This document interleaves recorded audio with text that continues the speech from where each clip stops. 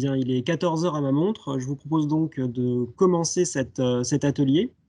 Donc, atelier 2 intitulé Planification territoriale, comment intégrer les enjeux d'évitement, de réduction et de compensation dans les projets de territoire. Alors, je me présente tout d'abord, je suis Pierre Bell, chargé de mission évaluation environnementale à la DREAL Nouvelle-Aquitaine. Et je suis donc aujourd'hui chargé d'animer cet atelier avec l'aide d'Alexandre Dumaître, qui sera aujourd'hui notre rapporteur. Est également présente parmi nous Catherine Ménard, pour la région Nouvelle-Aquitaine, qui va nous apporter un appui technique et nous aider à résoudre un éventuel problème technique qui, je l'espère évidemment, n'arrivera pas. 5 intervenants sont également présents, donc je les présenterai dans un petit instant.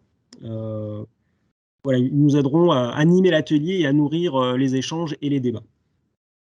Alors avant d'entrer dans le vif du sujet, je vais simplement vous rappeler brièvement les objectifs et le déroulement de cet atelier. Alors l'objectif aujourd'hui est que nous construisions ensemble des pistes pour la feuille de route donc de la communauté régionale ERC que nous avons inaugurée ce matin. Et notre thème de réflexion, c'est donc comment intégrer les enjeux ERC dans la planification territoriale. Ce qui est un sujet de fond, comme nous l'avons vu ce matin, puisque l'un des attendus des documents de planification, qui est inscrit dans la loi, est qu'ils fassent la démonstration de leur pertinence par rapport aux enjeux environnementaux du territoire qu'ils couvrent. Ces enjeux devront être compris en un sens large, englobant les milieux naturels, la biodiversité, le paysage, le patrimoine, la santé publique, l'adaptation du territoire au changement climatique, les risques. Voilà, il y a une liste assez longue. Donc dans cette perspective, dans la démarche d'élaboration des documents de planification, on doit intégrer des mesures qui visent à orienter le document vers un moindre impact environnemental. Ce sont les mesures dites d'évitement, réduction et compensation, donc mesures qu'on appelle aussi mesures ERC. Alors, ce qui est attendu de nous aujourd'hui et de vous, à travers nos échanges, c'est que vous fassiez part de vos retours d'expérience sur la façon dont la démarche ERC est mise en œuvre aujourd'hui sur notre territoire. Que vous nous fassiez état des principales difficultés que vous identifiez dans la mise en œuvre de cette démarche, ou également de retours positifs que vous souhaiteriez partager avec la communauté. Donc, vous allez voir s'afficher peut-être, Alexandre, si tu peux afficher la grille que nous allons avoir à remplir tous ensemble et qui reprend les questions que je viens de poser. On va s'arrêter dessus un petit instant.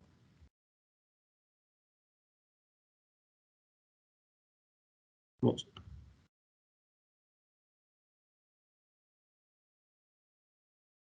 Bon, pendant que la grille s'affiche, je vais continuer. Donc, alors notre réflexion, on pourra s'articuler autour de la question de l'adaptation à envisager.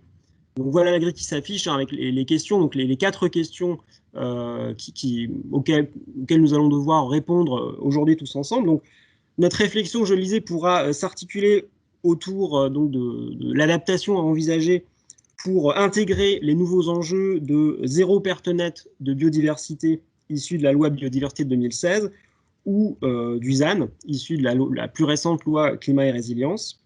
Nous pourrons aussi nous interroger sur les outils disponibles, nécessaires pour mettre en œuvre de façon pertinente la démarche ERC, compte tenu de la nécessité de la mettre en œuvre très en amont, le plus en amont possible de l'élaboration du document, compte tenu aussi des différences d'échelle qui peuvent exister entre les différents documents, qu'on parle d'un SCOT, d'un PLUI, d'un PLU, voire peut-être d'une carte communale. Alors, pour nourrir nos échanges et nos débats aujourd'hui, je le disais, 5 intervenants ont été invités à s'exprimer. Alors, en premier lieu, Monsieur Coulot, écologue du CAUE de Dordogne, qui nous parlera de la problématique de la hiérarchisation des enjeux environnementaux à travers l'exemple des zones humides et qui nous présentera l'évolution des outils mobilisables pour effectuer cette analyse, cette hiérarchisation des enjeux. Monsieur Andrès, directeur du syndicat de cohérence territoriale du Bergeracois, nous présentera un exemple de mise en œuvre de la démarche ERC sur un territoire de SCOT. Monsieur Crépé, qui est chef du service biodiversité à Bordeaux Métropole, nous présentera la démarche d'amélioration des connaissances mise en place par Bordeaux Métropole pour une meilleure intégration des enjeux environnementaux dans les évolutions futures du PLUI métropolitain. Et enfin, M. Mas, adjoint au chef du département environnement et dragage, nous présentera la stratégie de développement durable du grand port maritime de Bordeaux et la démarche ERC mise en place dans le projet stratégique 2021-2025 dans un contexte de forte densité, je dirais, d'enjeux environnementaux. Alors, chaque intervenant nous fera une présentation d'une dizaine de minutes et à la fin de chaque intervention, nous donnerons une dizaine de minutes pour réagir et pour échanger. L'objectif est que vers 15h25 à peu près, nous ayons pu entendre chacun des intervenants et que nous ayons le temps de réagir et d'échanger sur le contenu de leurs propos. Donc à 15h20, on fera un petit temps, enfin 15h25, on fera un petit temps d'arrêt. On regardera donc l'état de remplissage de notre grille de restitution et on s'attachera à la fin de l'atelier, dans le dernier quart d'heure, à compléter et à consolider le contenu de cette restitution.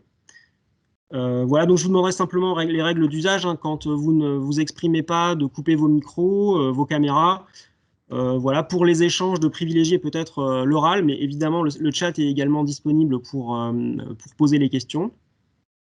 Donc voilà, je vous propose de commencer dès à présent avec la présentation de M. Coulot, qui va donc nous parler donc de hiérarchisation des enjeux et de zones humides. Je vous laisse, M. Coulot, prendre la main sur la présentation et partager votre support.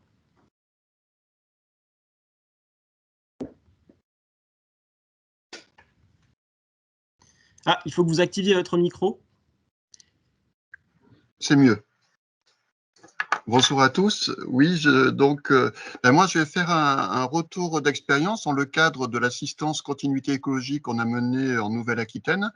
Alors, c'est vraiment que le cas de ce retour d'expérience et de montrer un peu les difficultés pour appréhender les zones humides, leur protection, mais aussi pas que, on va le voir, et surtout qu'on est loin de l'évitement. Voilà.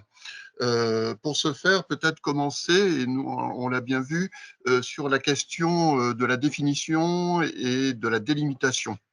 En fait, pour vous expliquer ça, peut-être je vous propose un petit historique pour mieux comprendre peut-être sur le terrain ce qui se passe ou ce que vous vivez tout simplement. C'est déjà dans les années 90, c'était l'affaire de spécialistes quand même. On inventoriait les milieux stricts et notamment d'intérêt patrimonial lié à la loi de 76 qui était protection faune-flore. Mais c'est aussi dans les années 90 qu'on a la première définition en fait des zones humides de par la loi sur l'eau, où quand même les terrains exploités ou non sont des zones humides habituellement inondées ou gorgées d'eau de manière permanente ou temporaire et avec une végétation hygrophile ou non. Mais à l'époque, quand même, on était sur l'optique des milieux humides et moi je me rappelle, à titre d'expérience, parler d'un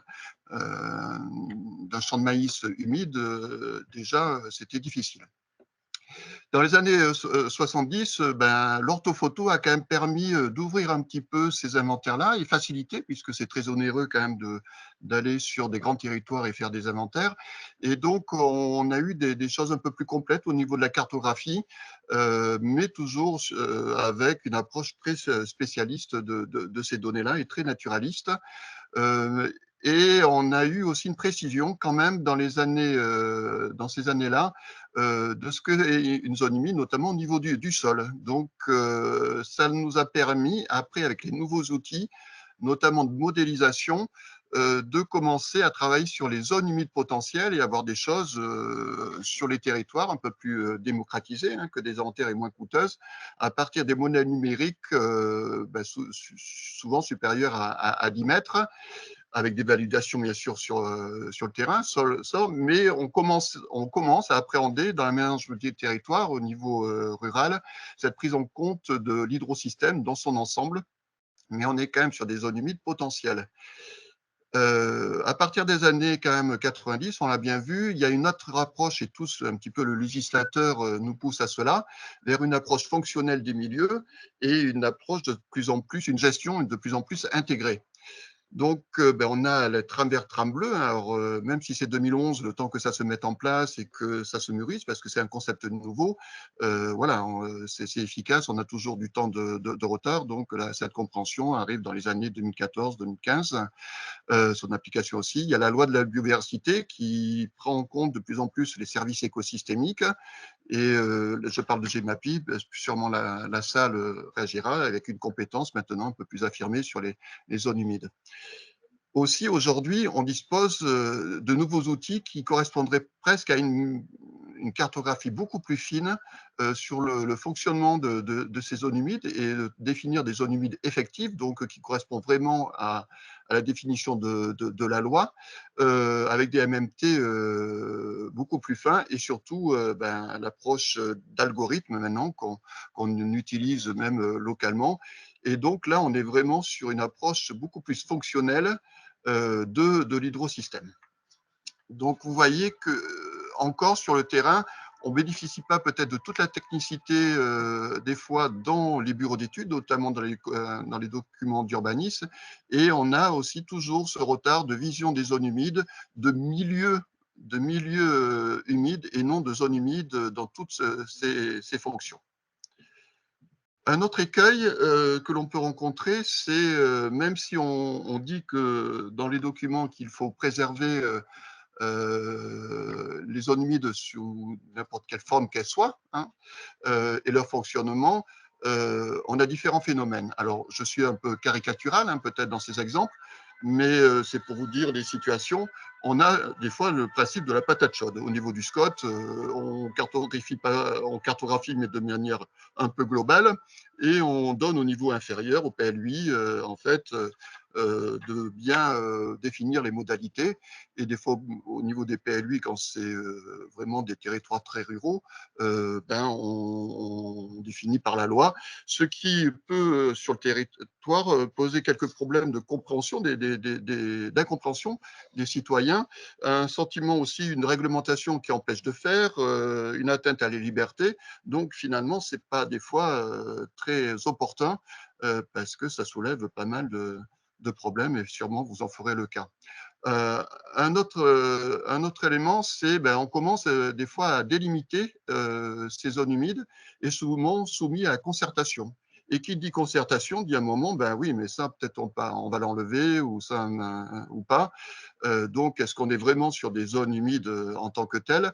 Je vous ai mis une cartographie là qui est sur un SIG en ligne. L'autoroute, certes, mais c'est une zone humide, mais détruite. Donc, on peut la définir quand même. Et les deux autres points, en fait, on voit bien que c'est des zones humides, hein, fonctionnelles, je dirais, il n'y a pas photo, mais en fait, elles ne sont pas définies en tant que telles. Et on a mis que un peu les drains. Donc pourquoi? Voilà. Mais par contre, dans les PLUI, on voit de plus en plus l'interdiction en fait de construire. Et comme en réglementation on interdit, mais on n'oblige pas à faire, donc c'est sauf. Et là, il peut y avoir différents niveaux. Mais aussi une information sur les zones humides potentielles. Donc le PLUI informe qu'il y a potentiellement que cette zone est soumise à l'ERC. Donc là, en fait, de la collectivité, des fois, n'anticipe pas trop et elle va même se retrouver, elle, confrontée à l'autorité environnementale et nous, en conseil, en disant faites attention parce que si vous allez dans une zone humide, c'est un coût. C'est vraiment un coût onéreux et avec l'autorité environnementale, avec une approche souvent très patrimoniale et liée aux espèces, voilà, donc non seulement il y a des fois il n'y a pas cette anticipation-là, mais en plus il y a encore ici pas d'anticipation sur la compensation. On en a parlé ce matin, on en est loin. Un autre élément qui nous paraît un peu plus moderne et qui va dans le sens de la réglementation, c'est des fois des choses un peu plus accompagnatrices. Ça veut dire que déjà le SCOT définit un principe de préservation maximale, donc avec en donnant la priorité à l'évitement, mais aussi avoir une approche globale et fonctionnelle. Donc pour moi une cohérence, un petit peu plus de lisibilité et de ne pas être seulement dans la contrainte réglementaire, oui, et d'avoir un dialogue sur le territoire. Notamment, ils affichent que la compensation doit se faire au niveau des bassins versants. Donc là, déjà, il y a l'approche multi-échelle, c'est-à-dire que si on altère ce qui est possible, peut-être on peut gagner vraiment un gain dans la compensation sur le fonctionnement de l'hydrosystème concernant le territoire où le dommage a été fait. Bien sûr, il y a une priorité sur l'évitement, comme le SCOT l'indique, mais après, ils indiquent aussi que cette compensation doit se faire sur des intérêts fonctionnels et écologiques issus de la trame. Donc, ils entrent directement la notion de fonctionnalité, pas seulement de patrimonialité, souvent. Et ça, c'est intéressant parce que ça veut dire à un moment d'avoir ce diagnostic global de ce fonctionnement.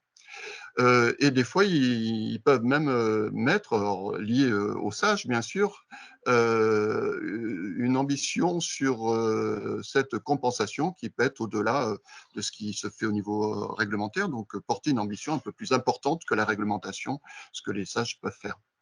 Et dans le DPLUI, là, on a des fois des choses un peu plus strictes, c'est-à-dire qu'on a une interdiction stricte de construire ou un zonage indicé. Et voilà, donc vous voyez qu'on monte un petit peu plus sur l'ensemble, mais ça a un intérêt parce que finalement, tout le monde s'y retrouve un peu plus dans cette. On n'est pas soumis vraiment qu'à la réglementation, mais on voit un petit peu l'intérêt, le fonctionnement et où on va.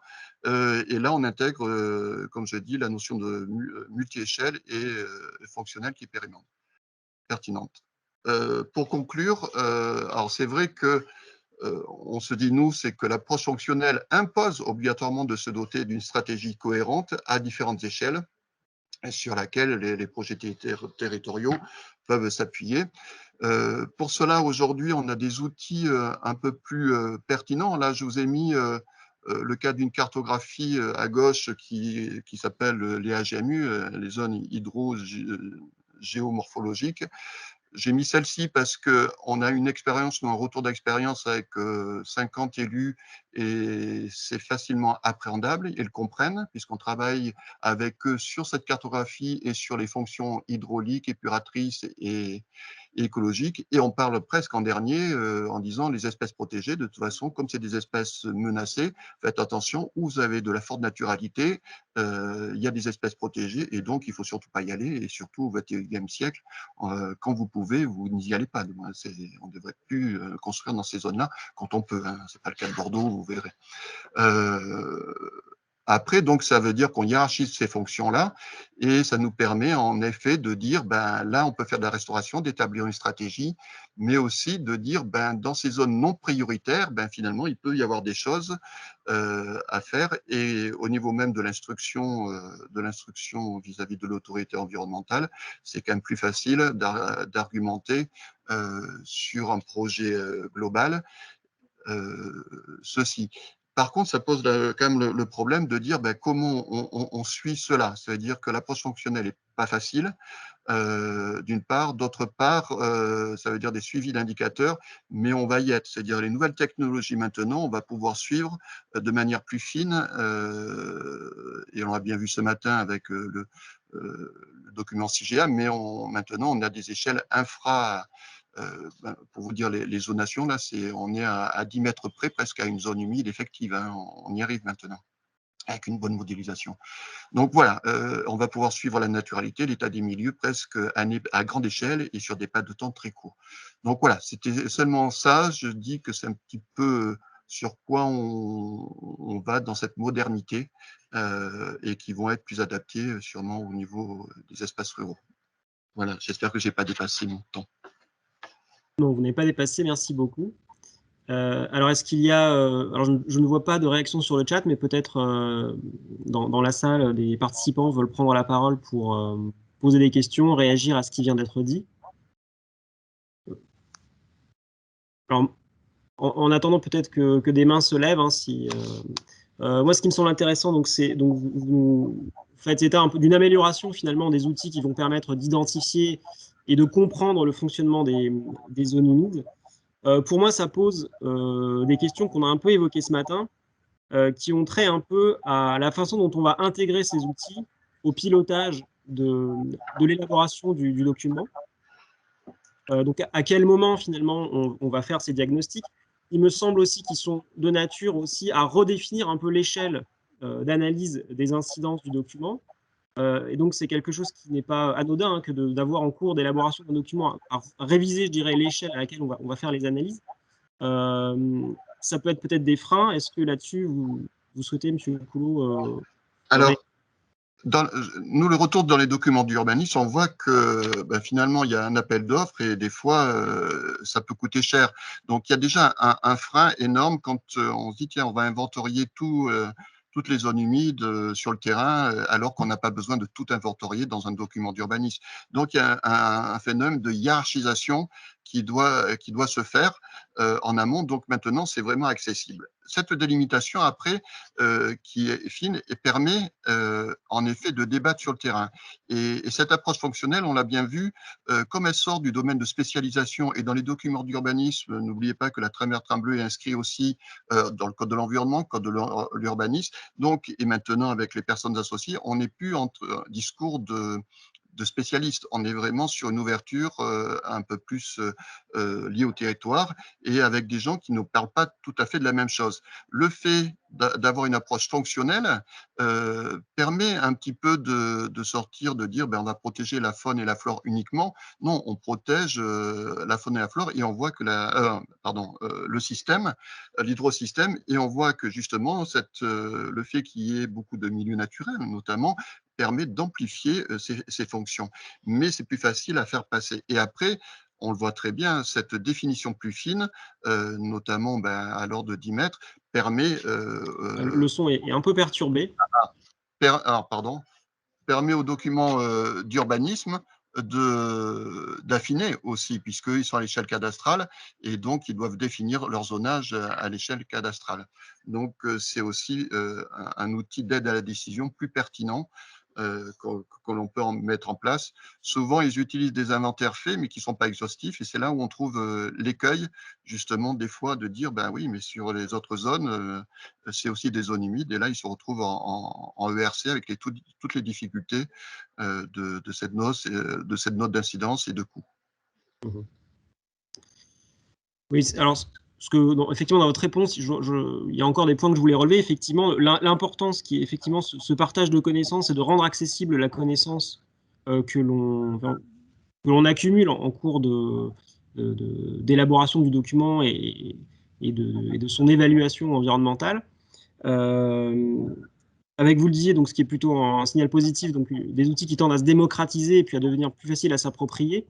Alors, je vois une question. Alors, simplement, je vais conclure. Effectivement, vous signez aussi l'importance qu'il y ait une cohérence sur un territoire entre les stratégies mises en place au niveau SCOT, PLUI. Effectivement, vous avez donné l'exemple d'un SCOT, voilà, qui définit un principe de préservation avec des PLUI qui vont préciser, je dirais, les interdictions de construire sur certains terrains. Donc, je pense que cette cohérence aussi à avoir sur le territoire est aussi importante. Donc là, on a une question de Michael Le Saou de la DREL Nouvelle-Aquitaine qui demande est-ce que cette démarche, donc la démarche que vous venez de présenter, M. Coulot, est généralisée sur d'autres départements au niveau donc, de la région Nouvelle-Aquitaine? Généraliser, il y a les outils, hein, comme je l'ai dit maintenant, on arrive, c'est plus dans les bureaux, dans les laboratoires de recherche. Maintenant, les bureaux d'études vont s'approprier de ces outils-là. Donc, c'est déjà une démocratisation et un savoir-faire à transmettre à l'ensemble des bureaux d'études. C'est un moindre coût. En plus, au niveau des hydrosystèmes, alors ça fonctionne aussi au niveau de la trame verte, hein, c'est qu'au niveau des hydrosystèmes, on sait très bien avec les bassins versants qu'on a une logique emboîtée fonctionnelle. Donc, ça, c'est intéressant et on peut avoir une approche ascendante mais aussi descendante. Et donc, et ceci, comme c'est modélisable à grande échelle sur de grands territoires, finalement, cette approche multi-échelle est facilitée. Ce n'est pas le coût de la modélisation qui coûte cher, c'est surtout après la hiérarchisation des éléments, mais là aussi, il y a d'autres outils qui peuvent le permettre de le faire. Voilà, donc ça, oui, c'est sans problème externalisable et on le voit, hein, la progression qu'il y a eu dans les zones humides et même dans les sages. Moi, je dirais, des fois, c'est plus une question de savoir-faire et d'une approche des fois fonctionnelle qu'il faut peut-être promouvoir dans la sensibilisation de ce que c'est une zone humide. On est encore des fois sur des conceptions très milieu naturel, voire encore de friches, hein, voilà, qui ne servent à rien. Alors que quand on parle déjà on va le voir peut-être après, de réchauffement climatique ou pour la pollution, on voit que les zones humides ont vraiment un intérêt au XXIe siècle. On va peut-être retrouver leur lettre de noblesse. Alors, cette approche multi-échelle fonctionne aussi pour la forêt ou autre, hein. On a toujours des outils où on est, puisque le fonctionnement écologique fonctionne à des niveaux de hiérarchie différents. Et le problème, des fois, c'est la gouvernance que l'on n'a des fois pas en face au même niveau. Mais le fait qu'il y ait un SCOT, un PLUI, et qu'on met en œuvre localement par des collectivités locales, on retrouve quand même ce niveau d'échelle opérationnelle que l'on peut mettre en place. D'accord.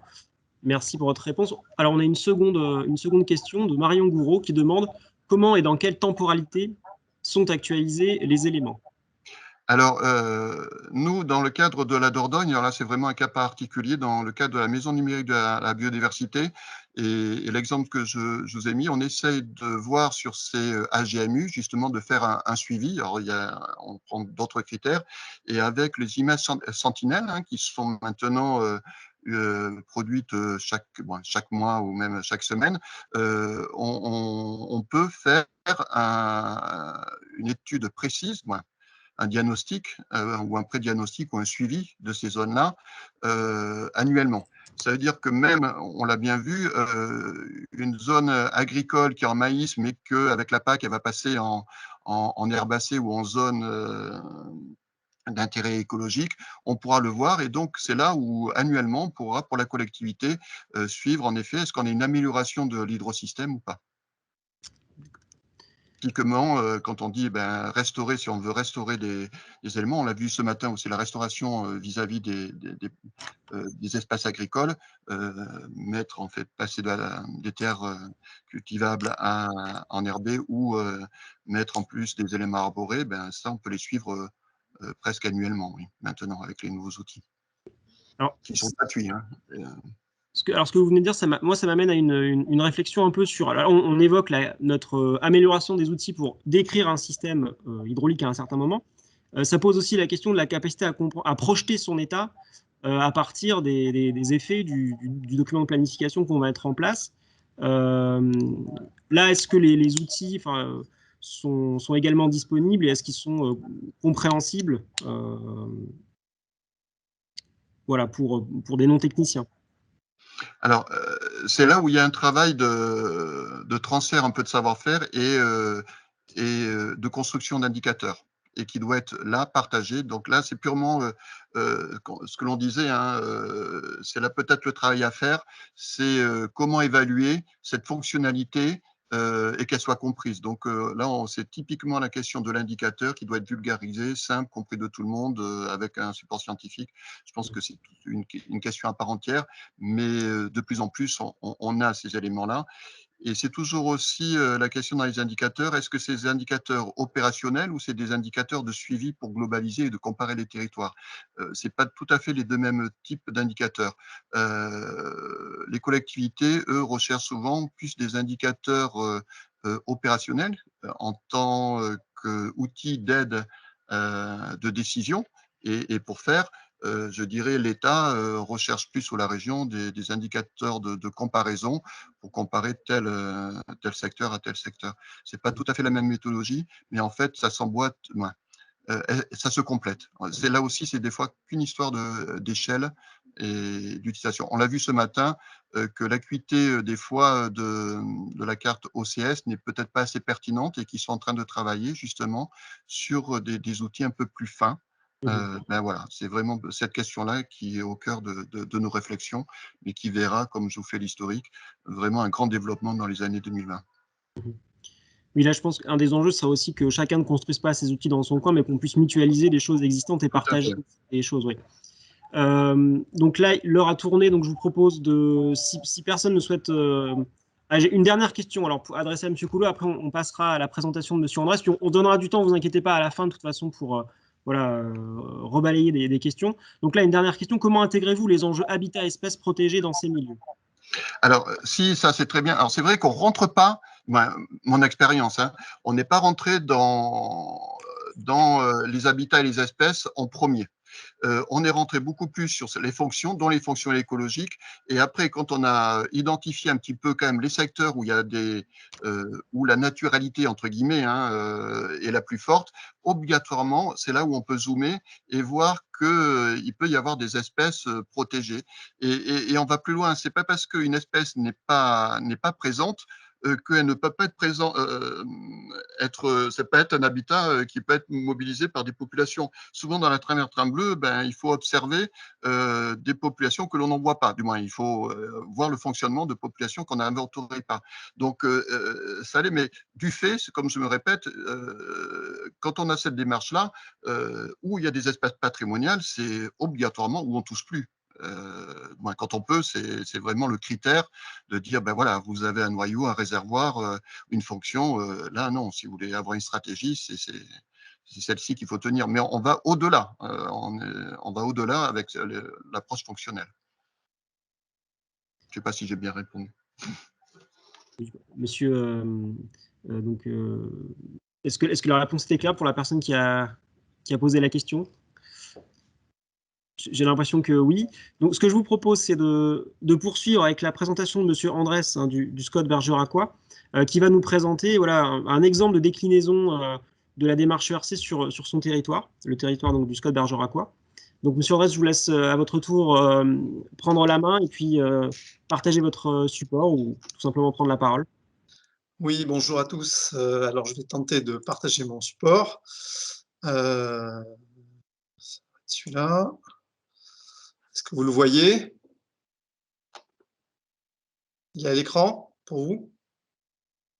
Alors, pas encore. J'ai l'impression. C'est bon, il est chargé, c'est bon. C'est bon, ok. Très bien. Donc, une fois, bonjour. Donc, Christophe Andrés, directeur du syndicat porteur du SCOT du Bergeracois. Alors, très rapidement, la situation de notre territoire. Si la page veut bien, voilà. Donc, le SCOT du Bergeracois situe au sud du département de la Dordogne. C'est un territoire qui comporte 3 groupements de communes, 3 EPCI, 110 communes, 90 000 habitants et qui jouxte les départements du Lot-et-Garonne et de la Gironde. Donc l'axe, on va le voir plus tard, l'axe principal, c'est la vallée de la Dordogne. Donc avant de venir à la dimension de trame verte et bleue, un rappel pour ceux qui savent pas, qui sont pas très familiarisés avec les SCOT. Donc SCOT, ça veut dire l'acronyme, c'est schéma de cohérence territoriale. Donc c'est un document d'urbanisme qui en fait planifie une stratégie de développement durable des territoires à l'horizon à 20 ans. Donc, vous voyez, on travaille sur un pas de temps long et ça a de l'importance puisqu'en termes de trame verte et bleue, de démarche éviter, réduire, compenser, on est aussi dans ce pas de temps. Donc, vous voyez les éléments clés de notre projet stratégique, c'est accueillir de l'ordre de 15 000 habitants supplémentaires à l'horizon 2040. Pour cela, bien évidemment, il faut du foncier, mais pour produire des logements. Il faut également organiser un territoire pour que les habitants puissent fonctionner, enfin, que le territoire puisse fonctionner correctement au niveau humain, bien évidemment, habitat, emploi, équipement, déplacement, mais évidemment, préserver la ressource sol pour les activités agricoles, mais également les espaces naturels. On va y venir. Et donc, un des enjeux majeurs du SCOT du Bergeracois, c'est assurer bien évidemment la préservation de la biodiversité, mais également adapter le territoire et également les espaces naturels au changement climatique. J'y reviendrai tout à l'heure. C'est enfin garantir une place à chaque partie du territoire en matière de composantes, qui soient urbains et rural, puisqu'on a un pôle urbain avec la ville de Bergerac et son agglomération, et des territoires très ruraux autour. Pour ce qui est de la trame verte et bleue du territoire, donc vous le voyez à l'écran, on a une grande diversité de milieux naturels sur le territoire du SCOT du Bergeracois, des milieux qui accueillent de nombreuses espèces remarquables. Donc, au nord et à l'est, des massifs forestiers relativement importants, aussi des milieux ouverts calcicoles comme des coteaux, des friches, des pelouses calcaires, etc. mais principalement, on va dire, une matrice éco-paysagère qui est support de biodiversité. Sur notre territoire, c'est une particularité, on n'est pas les seuls territoires en la matière, mais les espaces agricoles sont support de biodiversité par l'activité agricole qui est relativement raisonnée, on va dire, polyculture, élevage. On a aussi toute la dimension viticole, le vignoble qui est également support de biodiversité. On a un plateau céréalier, voilà, donc avec des haies, des bosquets, des ripisylves, des clairières, des vergers, des vignes, etc. Donc ça, c'est vraiment très important et j'y reviendrai puisqu'on considère effectivement, comme on le disait précédemment, la dimension, on va dire, milieu naturel sur le territoire, à l'échelle du territoire, comme le fonctionnement d'un organisme vivant, mais dans son ensemble, dans son entièreté. Alors, bien évidemment, pour finir sur la composante des milieux naturels, on a la Dordogne et ses milieux humides associés, qui constituent bon, la vitrine écologique, on va dire, du territoire. Sur la vallée, par ailleurs, la vallée de la Dordogne est classée réserve de biosphère, donc une autre pression, on va dire, en matière de conservation. Il se trouve que la conurbation importante de Bergerac se trouve en plein cœur de la vallée de la Dordogne, ce qui, bien évidemment, impacte lourdement les milieux. Et donc, petit à petit, le développement urbain a réduit la présence de secteurs non bâtis entre les zones urbaines. Et bien évidemment, ça constitue un frein au déplacement des espèces entre la ripisylve et les coteaux de part et d'autre de la vallée. D'autres habitats répartis sur l'ensemble du SCOT sont également impactés par les activités humaines et peuvent subir au gré du temps une dégradation progressive. Donc c'est pourquoi l'enjeu du SCOT, c'est de préserver bien évidemment de l'urbanisation future les espaces naturels et agricoles remarquables qui participent, je le disais, au fonctionnement du système écologique dans sa globalité au niveau territorial. C'est vraiment une approche que l'on privilégie, mais je vais détailler ça plus tard. Donc la démarche ERC est principalement appréhendée au regard du SCOT en fonction du fonctionnement global de ce système tram verte et bleue, donc à l'échelle SCOT, et pas simplement, je dirais, à une échelle spatiale localisée liée à un projet donné d'aménagement qui ne permettrait pas à lui seul d'appréhender la question des continuités écologiques et des impacts cumulés à l'échelle du territoire. Donc, au regard du SCOT, on parle plus de stratégie ERC que de séquences ERC ponctuelles, vous l'avez compris, en réponse à un projet particulier. La focale macro permet vraiment d'appréhender les logiques de continuité écologique et de maillage des réservoirs. Les trames vertes et bleues permettent d'anticiper l'application de la séquence ERC en identifiant justement des espaces prioritaires, notamment pour recevoir les compensations. On peut vraiment faire l'amalgame, enfin la comparaison avec, je le disais, un organisme vivant dans son entièreté, auquel on ferait un état des lieux, un diagnostic médical. Et puis, pour nous, au regard du SCOT, la compensation fait vraiment partie du traitement de l'état de santé de cet organisme. Donc, voilà un petit peu l'approche que l'on travaille. Alors, au niveau du changement climatique, j'en ai parlé tout à l'heure, il se trouve qu'on a un plan climat air énergie territorial que les élus ont souhaité adosser au SCOT. Donc, c'est un plan climat territoire, là aussi, pas à l'échelle des communes ou des communautés. Donc, cette approche plan climat a renforcé, je dirais, le fait d'avoir des espaces naturels résilients au regard du changement climatique et donc renforcer, bien sûr, la résilience des espèces. Donc, comme je le disais précédemment, ça passe par des habitants en bonne santé. Donc, plus l'écosystème est fragile, moins il a de capacité à s'adapter au changement climatique. Or, s'il existe sur notre territoire de nombreux espaces naturels, vous l'avez vu, de qualité, en fait, assez peu sont protégés ou font l'objet de mesures de protection, de plans de gestion.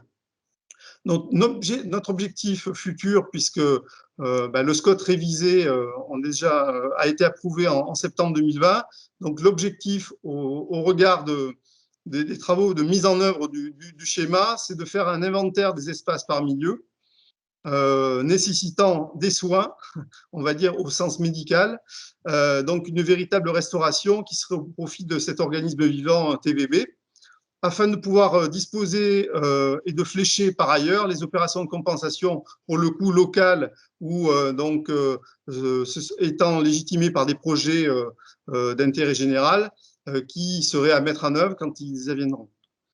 Voilà. Alors, pour compléter donc la traduction de ces enjeux, de ces objectifs SCOT, il y a, comme on le disait Nicolo tout à l'heure, bien évidemment, les SCOT doivent être traduits dans les PLU, PLUI. Hein.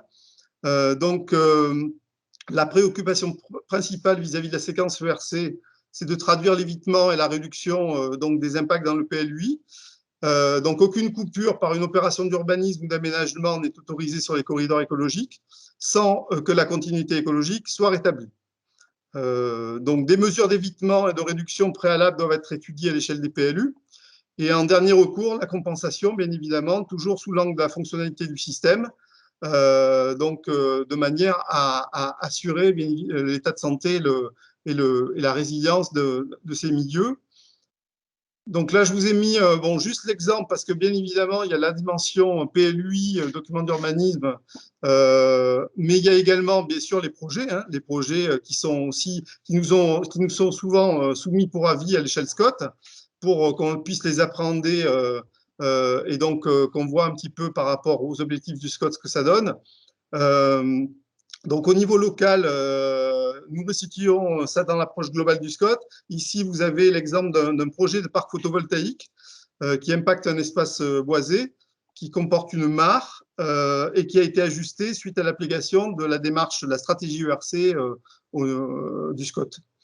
Voilà, je ne serai pas plus long. Je vous remercie et puis je suis à votre disposition pour tout échange et questions. Merci, Monsieur Andrés. Alors justement, est-ce que les participants souhaitent réagir et voilà, faire part peut-être d'observations, de questions?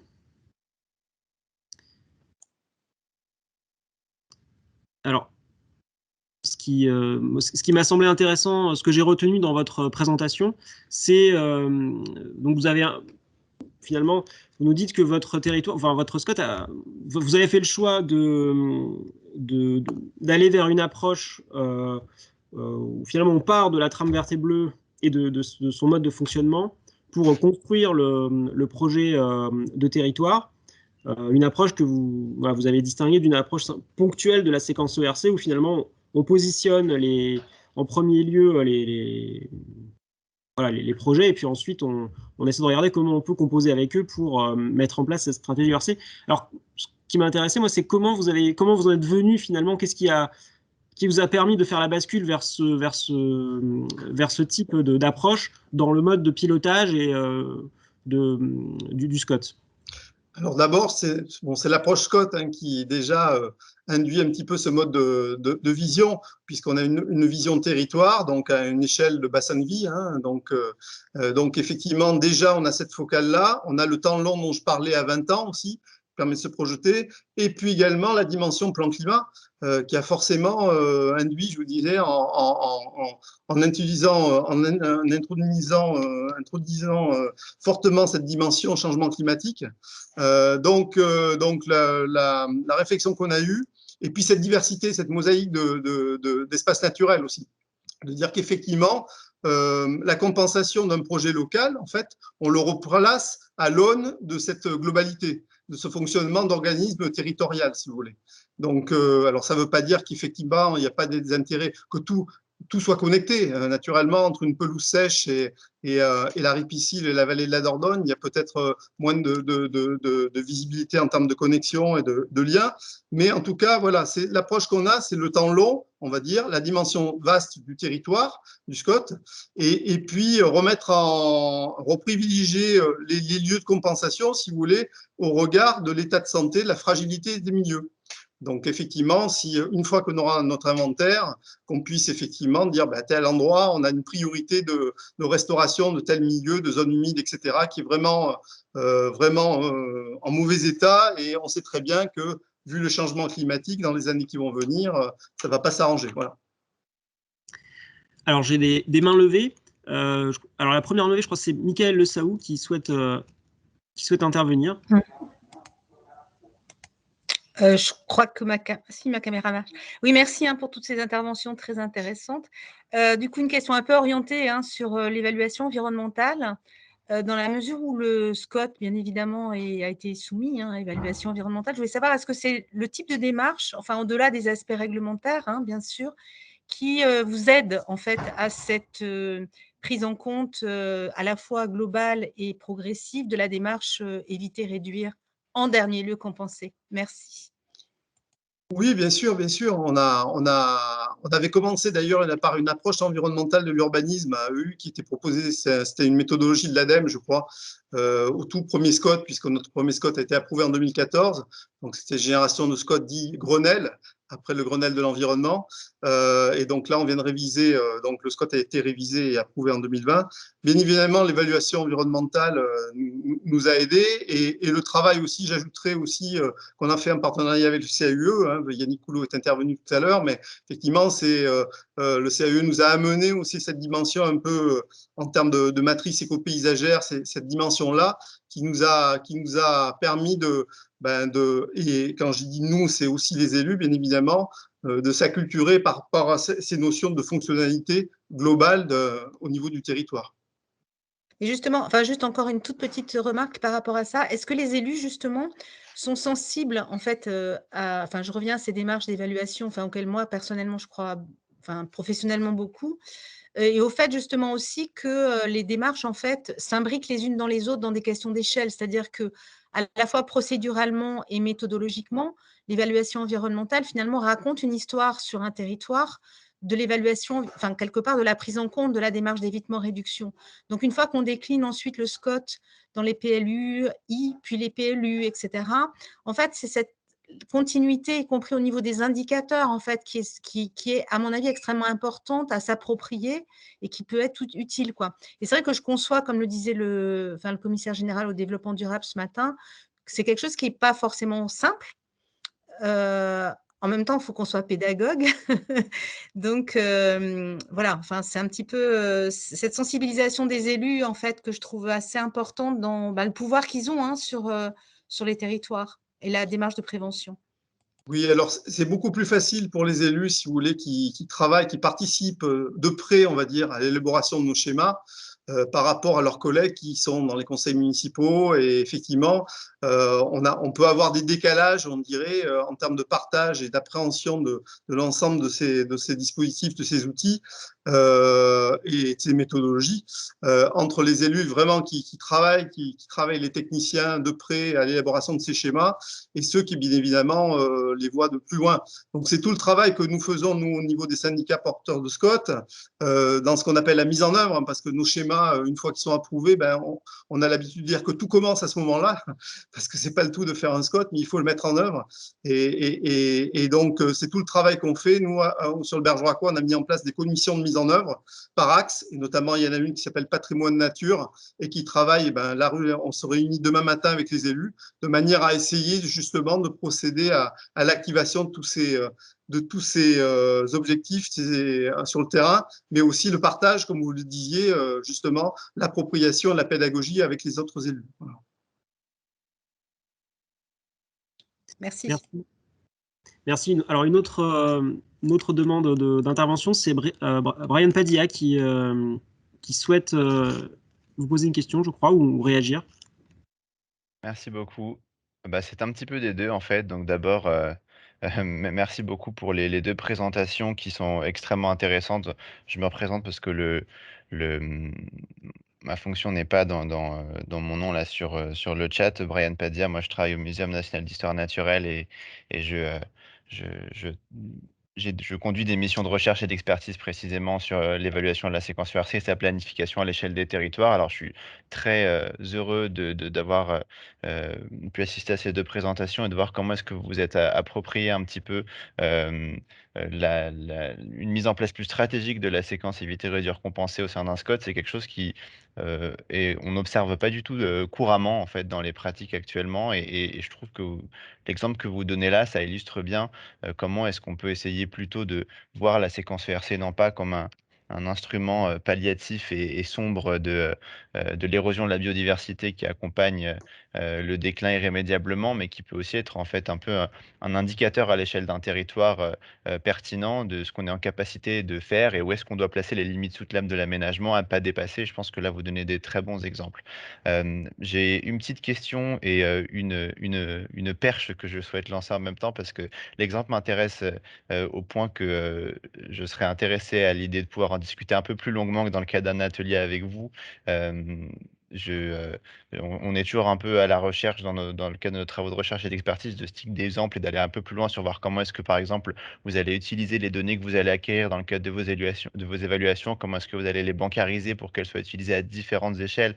L'aspect planification est extrêmement important, mais ensuite, comment est-ce qu'on fait le lien avec l'aménagement et les projets lorsqu'ils sont ou pas soumis à évaluation environnementale directement, comment est-ce qu'ils peuvent un peu capitaliser sur ce que vous avez fait. Donc, la première question que je vous poserai, c'est par exemple, est-ce que certaines mesures que vous pouvez imaginer ou prendre dans ce cadre-là, elles sont ou pas versées dans la base de données de mesures de compensation géolocalisées, GEOMCE, qui ne concernent pas forcément, à ma connaissance, uniquement les mesures de compensation pour les projets, mais qui pourraient aussi très bien faire état de ce que vous avez présenté jusqu'à maintenant. Tout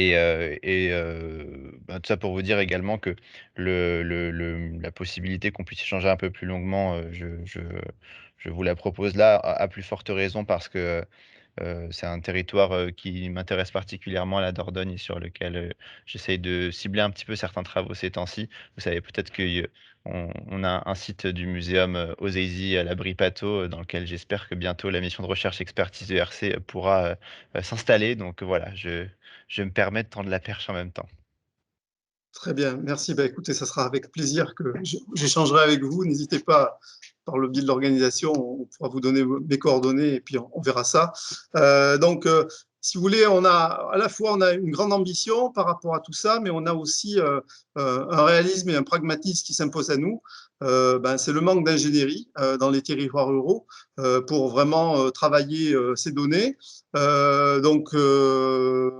dirais au début, on est obligé un peu de travailler des moyens empiriques, hein, c'est clair, hein, parce qu'on ne dispose pas d'ingénierie, on ne dispose pas d'outils géomatiques donc à niveau de territoire, et on ne dispose pas non plus, et en premier lieu, des financements pour pouvoir vivre tout ça. Donc, une vraie problématique, si vous voulez, pour arriver à réaliser nos ambitions, c'est véritablement, mais d'abord travailler de manière modeste avec les acteurs du territoire, les élus, les communes, les associations, les naturalistes, le CAUE bien sûr, et essayer de commencer à travailler là-dessus. Après, naturellement, on est tout à fait preneur d'avoir des outils et d'avoir après, puisqu'on a aussi l'ambition d'avoir un observatoire à l'échelle Scott sur l'ensemble des thématiques que je vous ai présentées au départ, hein, donc à la fois la biodiversité, la TVB, mais également la consommation foncière, on en parle beaucoup avec la loi climat résilience. Hein. Donc effectivement, beaucoup d'ambition, mais pour l'instant, peu de moyens. Voilà. Donc on sera d'autant plus ravis d'échanger avec vous et de voir si on peut avoir des partenariats. Alors, je pense que votre réponse fait une parfaite transition avec l'intervention de M. Crépé, à laquelle je vous propose de passer maintenant. Où effectivement, on voit le problème de maintenir dans le temps une connaissance du territoire et de la façon dont il évolue avec, je dirais, les effets de l'urbanisation, enfin les effets des projets qui peuvent se développer. Et donc, c'est un peu l'objet de la présentation de M. Crépé. Je vais vous passer la parole, M. Crépé, et puis voilà, on discutera après dans 10 minutes de votre présentation. Oui, bonjour à tous. Donc Axel Crépé, direction de la nature à Bordeaux Métropole, voilà, en charge notamment de la stratégie biodiversité. Alors, je vais un peu partager.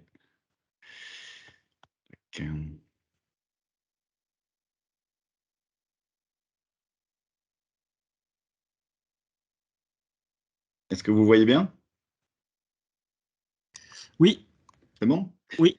Oui, donc oui, je vais vous présenter comment au travers de cette stratégie biodiversité, on commence depuis quelques années maintenant au sein de Bordeaux Métropole à intégrer ces enjeux de biodiversité dans le PLU intercommunal. On a déjà un petit rappel du contexte de la métropole bordelaise. C'est un grand territoire, c'est 28 communes, c'est énormément enfin, un grand nombre d'habitants, hein, une population de près de 800 000 personnes, mais aussi un territoire très riche en termes écologiques, hein. On a la moitié du territoire qui est en espace agricole et naturel, beaucoup de parcs, hein, dans les différentes communes, et puis un paquet d'espèces végétales et animales, patrimoniales notamment, et une présence de zones humides et de tous les enjeux qui sont associés assez importante aussi sur le territoire. Donc, on pense à un territoire très urbanisé, mais on a quand même une grande partie du territoire où on a des enjeux écologiques forts. Et on a aussi des enjeux écologiques à l'intérieur des zones urbaines, hein, sur lesquelles on s'intéresse aussi largement. Donc, ce territoire, forcément, hein, comme ces grandes métropoles, il y a des pressions de plus importantes, et notamment en termes de développement du territoire. Et donc, l'objectif, c'est vraiment comment on concilie ces enjeux de biodiversité avec les nécessités de développement du territoire et puis tous les impacts qui peuvent y être associés. Cette stratégie biodiversité, elle a été initiée en 2017. Là, on est dans la seconde phase, en fait, de la stratégie biodiversité. Et la première phase de 2017-2020, était surtout axée sur l'amélioration de la connaissance. On connaissait, hein, les grands enjeux de biodiversité sur le territoire de la métropole, mais vraiment, il fallait aller plus finement et puis commencer à traduire ça aussi, et voir comment on pouvait affiner cette connaissance, identifier les zones vraiment en jeu très fort, et puis comment on allait traduire tout ça dans cette doctrine, hein, éviter, réduire, compenser, comment on allait pouvoir se doter d'outils qui allaient nous permettre de mettre cette doctrine en œuvre et communiquer là-dessus. Donc il y a vraiment eu un gros travail, notamment d'amélioration de la connaissance. Et puis là, on est dans la seconde phase de cette stratégie biodiversité avec 4 axes de travail. Le premier, hein, c'est aussi sur ça que je vais axer mon propos, qui est toujours suivre l'état de la connaissance de la biodiversité, parce que même s'il y avait eu un gros travail de fait, notamment sur les grands espaces naturels de la métropole, cette seconde étape va s'intéresser à d'autres groupes ou d'autres types d'enjeux qu'on n'avait pas encore identifiés sur la première étape, et puis aller voir un peu plus ce qui se passe dans le tissu urbain. Un second axe qui est vraiment là pour le coup beaucoup plus opérationnel, ou comment on va se servir de cette connaissance pour mettre en œuvre des actions de préservation, de restauration écologique, voilà, de prévention de certains impacts. Et donc là, on a tout un tas d'actions qui ont cette vocation. Et un axe, je vous le disais, un focus un peu plus grand sur comment on se sert de la nature aussi en ville, et comment on favorise le développement de cette trame verte et bleue urbaine. Et puis toujours avec des actions de communication, de formation des acteurs. Donc, cette amélioration de la connaissance, je vous ai listé un certain nombre d'actions. Donc, on a mené, et il y a notamment eu des cartographies de réaliser sur tout ce qui était enjeu écologique d'un point de vue de la présence d'habitats naturels. On a modélisé et caractérisé les zones humides. Vous avez là en bas de la présentation un exemple de cartographie. Donc à la fois par du travail de terrain et de la modélisation aussi, hein, sur les 2 critères qui définissent une zone humide, végétation et sol. On a fait des inventaires de la faune terrestre, on a des sites, hein, dont les mailles représentent un peu les différentes caractéristiques du territoire et sur lesquels on a des suivis de faune réguliers. Et on a cartographié beaucoup de choses comme les réservoirs et corridors de biodiversité sur différents grands types d'habitats, ou encore les services écologiques. Et donc ça, c'est des actions qui se poursuivent encore, hein, qui ont été initiées en 2017, mais qui se poursuivent encore. L'idée maintenant, alors on fait le focus là justement aujourd'hui sur cette traduction dans le PLU, mais l'idée c'est comment toute cette matière, cette donnée, et tout ce qu'on a pu traduire de façon cartographique notamment, on peut la mettre à disposition du plus grand nombre. On est vraiment dans cette volonté de se positionner sur le E, hein, de la doctrine ERC, c'est-à-dire anticiper le plus possible ces enjeux et faire en sorte que ces enjeux soient connus, que la localisation des zones à sensibilité élevée soit connue aussi et soit anticipée. Et une des actions importantes qu'on est en train d'initier dans le cadre d'une modification du PLU, on n'est pas dans le cadre d'une révision, donc on ne peut pas aller non plus trop loin, mais en tout cas dans le cadre de cette 11e modification, c'est comment on a pu essayer de traduire ces enjeux-là dans les outils du PLU. Donc déjà, dans le cadre de cette 11e modification, on a vu qu'il y a une volonté des communes de plus en plus forte de prendre en compte ces enjeux. Donc certaines communes avaient connaissance de certaines sensibilités de leur commune, donc poussent pour que des secteurs soient basculés de zonage en zonage agricole ou naturel, par exemple, ou ont demandé le classement d'arbres. En tout cas, on a des demandes par quasiment toutes les communes du territoire avec une attention de plus en plus forte. Donc c'est un signal assez intéressant aussi de cette volonté des élus de prendre en compte de plus en plus ces enjeux écologiques. On a autre exemple dans le cadre de cette modification, même si on avait des zones humides vraiment comment dire, caractérisées, connues, qui étaient déjà présentes dans le PLU précédent, on a intégré au plan de zonage toute la présence de zones humides potentielles et avérées qu'on connaissait issues du travail de terrain qu'on a fait, du travail de modélisation. Donc vous avez une représentation, par exemple, d'un secteur de Bordeaux Nord où on a, avant cette 11e modification et maintenant qu'on traduit toutes ces zones humides potentielles sur le site, on est bien sur une donnée informative sans restriction pour l'instant ou contraintes réglementaires associées à cette indication. Donc ça, je pourrais en reparler dans nos échanges si vous le souhaitez, mais c'est le choix qui a été fait pour le moment, vraiment de donner cette information pour anticiper le plus possible dans d'éventuels projets ou soit stratégiques de communes. On a d'autres éléments qu'on tente de traduire aussi. Je vous disais, on a cartographié les enjeux écologiques par rapport à la présence d'habitats naturels. Donc, c'est vraiment un travail là, assez fin de terrain sur le territoire entier, les 58 000 hectares de la métropole. Et on tente de faire apparaître les zones à enjeux écologiques forts sur les zones qui sont à urbaniser. Pour essayer de voir, de signaler qu'il y a des enjeux forts, et puis d'inciter les communes justement à faire le choix d'éviter ces zones dans les secteurs qui seront aménagés plus tard. Et ça inspire d'ailleurs certaines communes pour, ce que je disais tout à l'heure, élargir des zonages N, par exemple. Donc, il y a aussi, avec mes collègues de la planification et en lien, bien sûr, toujours, au fur et à mesure de ces travaux, on est en lien étroit avec les communes, un toilettage des zones à urbaniser, justement. Alors, j'en parlais par rapport à la présence de zones humides, par rapport à la présence d'enjeux écologiques forts avérés, mais aussi par rapport au risque d'inondation. Voilà, il peut y avoir un toilettage en fonction des communes, soit à la demande des communes, soit sous la proposition de Bordeaux Métropole, qui pilote cette planification du PLU, de supprimer des zones à urbaniser pour les passer en zonage naturel ou agricole. Donc là, on a des exemples à gauche avec deux parties de la commune qui étaient en zonage à urbaniser, et puis avec la connaissance fine du territoire maintenant et toutes les données dont on dispose, le choix a été fait de supprimer une partie de ces zones à urbaniser pour les passer en zone naturelle. Des évolutions aussi, outre la représentation cartographique dans les règles, notamment sur les zones à urbaniser, avec des évolutions du règlement sur les espaces de pleine terre. Donc, avec par exemple la définition l'inscription d'un cercle minimum pour la plantation d'arbres, ou comment dire, la définition d'une proportion de cet espace en pleine terre d'un seul tenant.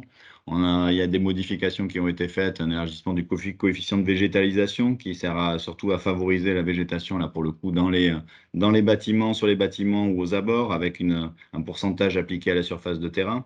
Ou encore, on a des évolutions dans la réglementation sur l'aménagement des abords des bâtiments, notamment sur les stationnements, où on a alors là, on est plutôt dans l'optique de lutte contre les îlots de chaleur, mais on a des obligations de végétalisation ou de plantation d'arbres. Voilà, donc on a aussi petit à petit des évolutions réglementaires sur certains outils, en plus de la transmission ou de l'inscription d'informations dans les cartes de zonage. Et on a, autre élément, je l'ai cité un peu tout à l'heure, mais une actualisation de la connaissance du risque inondation qui est assez prégnant sur le territoire. On n'est pas sur des sujets de biodiversité, mais bien que ce soit lié quand même largement sur ces zones-là à la présence régulière de zones humides notamment. Et enfin, pour terminer, voilà, on est en plein dans cette inscription, dans cet outil PLU de ces enjeux de biodiversité. La question, c'est de savoir jusqu'où on va, parce qu'on dispose de beaucoup d'informations. Si on devait tout traduire au PLU, notamment sur le plan de zonage, voilà, c'est comment cette donnée elle est appréhendée, comment elle est comprise. Donc il y a beaucoup de questionnements pour l'instant pour savoir jusqu'où on va et quel niveau de précision on inscrit dans le PLU, que ce soit sur la carte de zonage, dans les annexes du PLU ou autre. Et puis on se confronte là en ce moment, puisqu'on est toujours dans les échanges avec les communes, avec des appréhensions de certains élus. À l'inverse de ce que je disais au début, où on a beaucoup de communes qui poussent pour que les enjeux écologiques soient de plus en plus pris en compte, d'autres que ça inquiète de voir des zones humides représentées sur le territoire et notamment sur le plan de zonage. Donc ils ne comprennent pas l'intérêt ou qui pensent que ça va bloquer le développement de leur commune. Donc on est en ce moment sujet à cette appréhension-là.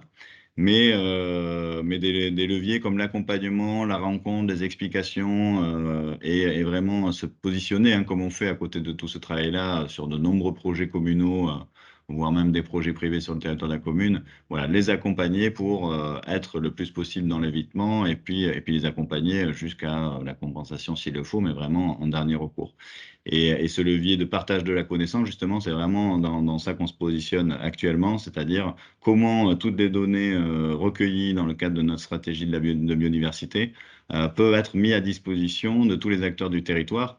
Alors via le PLU, on vient de le voir, mais aussi via un open data de la métropole, via une traduction sur les outils cartographiques utilisés par les différentes directions de Bordeaux Métropole, voilà, via des carnets communaux, justement, avec la représentation graphique de tous ces éléments qu'on a distillés aux communes, aux différents élus et à tous les aménageurs publics aussi du territoire. Donc voilà, donc ce levier-là de vraiment diffuser cette connaissance, mais avec l'accompagnement de qu'est-ce qu'elle veut dire, comment on l'utilise et comment on peut en tenir compte pour être dans l'évitement. Voilà, cet accompagnement là est nécessaire. Donc voilà, nous, ce qu'on a enclenché en tout cas sur le territoire de Bordeaux Métropole, plus spécifiquement sur le PLU, mais je vous dis, dans le cadre de cette stratégie, il y a aussi de nombreuses autres actions en faveur de la biodiversité sur le territoire. Merci, monsieur Crépé. Ce qui me semble, alors, en attendant peut-être que des premières mains levées, les premières questions via le chat, moi, ce qui me semble intéressant, ce que souligne votre présentation, c'est aussi finalement un document de planification, il intègre des mesures ERC, mais finalement, le sens de votre présentation, c'est aussi de nous dire il ne suffit pas d'approuver le document. Pour que ces mesures soient effectives, il faut faire vivre le document. Et il y a un travail d'animation sur les territoires à effectuer. Donc là, dans votre cas, vous évoquez les élus, les aménageurs. Je m'interrogeais d'ailleurs sur peut-être les actions que vous menez par rapport aux autres acteurs économiques. Hein. Je ne sais pas si vous êtes en contact avec les chambres de commerce et d'industrie. Enfin, voilà. Qui est finalement, quels sont les acteurs pertinents à intégrer dans la démarche voilà, pour faire vivre ces mesures ERC. Et ce qui me semblait aussi intéressant, c'était finalement le PLU, le PLUI, du coup, apparaît aussi comme un document qui va synthétiser les connaissances à un moment donné sur la biodiversité, enfin sur les milieux naturels du territoire. Et il faut l'actualiser. Et puis il faut aussi sensibiliser les acteurs finalement du territoire à ces sensibilités environnementales. Oui, pour répondre à la première question sur les acteurs pertinents, ce que je disais, hein, le territoire de la métropole, il est en fort développement et on a une grosse pression d'aménagement, hein, sur le territoire, hein, que ce soit d'ailleurs pour le développement économique, que ce soit pour le logement. Voilà, donc on a des communes aussi qui souhaitent un développement plus localisé avec des enjeux propres à leur territoire communal. Donc, on a une grosse pression. Donc, c'est vrai que pour l'instant, on s'est vraiment focalisé sur les aménageurs, hein. C'est vraiment avec eux qu'on fait un gros travail, qu'on crée des groupes de travail aussi pour voilà, les accompagner dans cette démarche-là ERC, pour leur transmettre toutes les données dont on dispose maintenant. Et puis les communes, puisque là, bien, je vous disais, on est dans le contexte d'une modification du PLU. Donc, c'est la métropole qui a cette compétence-là, mais c'est vrai qu'il y a des échanges récurrents avec les communes. Et donc, on est là aussi en posture d'accompagnement auprès d'elles, puisque l'idée, c'est vraiment qu'elles anticipent dans leur choix de développement de leur commune, dans le choix des sites sur lesquels elles vont mener leur projet. Et au-delà de ça, on est Alors, on est à l'échelle de la métropole, on est à l'échelle communale, mais on va jusqu'à l'échelle du projet, en fait, hein, puisque on accompagne des porteurs de projets. Alors, soit d'ailleurs nos collègues d'autres directions de la métropole qui aménagent, soit des aménageurs publics, mais on est à l'échelle de projet sur l'aménagement d'un quartier, d'un bâtiment, ou voilà, à différentes échelles en tout cas. Donc, on se positionne dans cet accompagnement à toutes les échelles, en fait. Ouais. Merci. Il y a une question, alors Louise Mathillon qui a levé la main, je crois aussi qu'il a posé sa question via le chat, mais peut-être si vous pouvez, madame, la poser oralement, ce sera peut-être mieux. Oui, bonjour. Je voulais juste savoir, d'un point de vue réglementaire, qu'est-ce que va changer la 11e modification concernant les zones humides qui ont été identifiées dans le cadre de biodiversité? Comment elles vont être prises en compte concrètement? Alors pour l'instant, on a fait le choix d'y mettre cette information, cette donnée-là, mais il n'y a pas de contraintes réglementaires directement associées. En fait, on est sous des espaces ou comment dire, des lieux à constructibilité sous condition. C'est-à-dire qu'on leur donne l'information comme quoi il y a une forte potentialité de présence d'une zone humide, hein, puisque quand on est sur le critère végétation, là, c'est issu d'un travail de terrain, donc là, on a une fiabilité à 100%. Quand on est uniquement sur du critère de la zone humide potentielle sur le critère sol, c'est issu d'une modélisation. Donc, même si le modèle, il est très bon, hein, il a des résultats, on a quand même, enfin, il est confirmé hein, lors de sondage de terrain à 95%. Ben, il faut souvent vérifier dans le cadre d'un projet qu'on a réellement cette zone humide présente. En tout cas, du coup, on leur donne cette information-là pour qu'ils puissent anticiper dans le choix des lieux, pour qu'ils puissent éventuellement aller vérifier la donnée sur le terrain quand on est essentiellement sur une donnée issue de la modélisation, mais on n'a pas encore mis de contraintes réglementaires sur ce type de zonage. On est sur, vous savez que potentiellement, vous avez une forte potentialité de zone humide sur cet espace. À vous de la prendre en compte dans votre démarche d'aménagement, dans votre projet. Voilà, c'est ce qui est écrit, ce qui sera écrit dans le PLU pour l'instant. Et on va être, voilà, la vocation et le souhait, c'est de monter en puissance au fur et à mesure des prochaines modifications et surtout à la prochaine révision. Hein, on ne sait pas encore tout à fait quand est-ce qu'elle va avoir lieu, peut-être dans 3 ou 4 ans. En tout cas, on va monter en puissance et là, on est vraiment sur une première traduction hein, de ces enjeux-là. Donc, on y va de façon mesurée pour le départ. D'accord. Oui, merci. Merci. Alors, une autre main levée, Ingrid Gonzalez.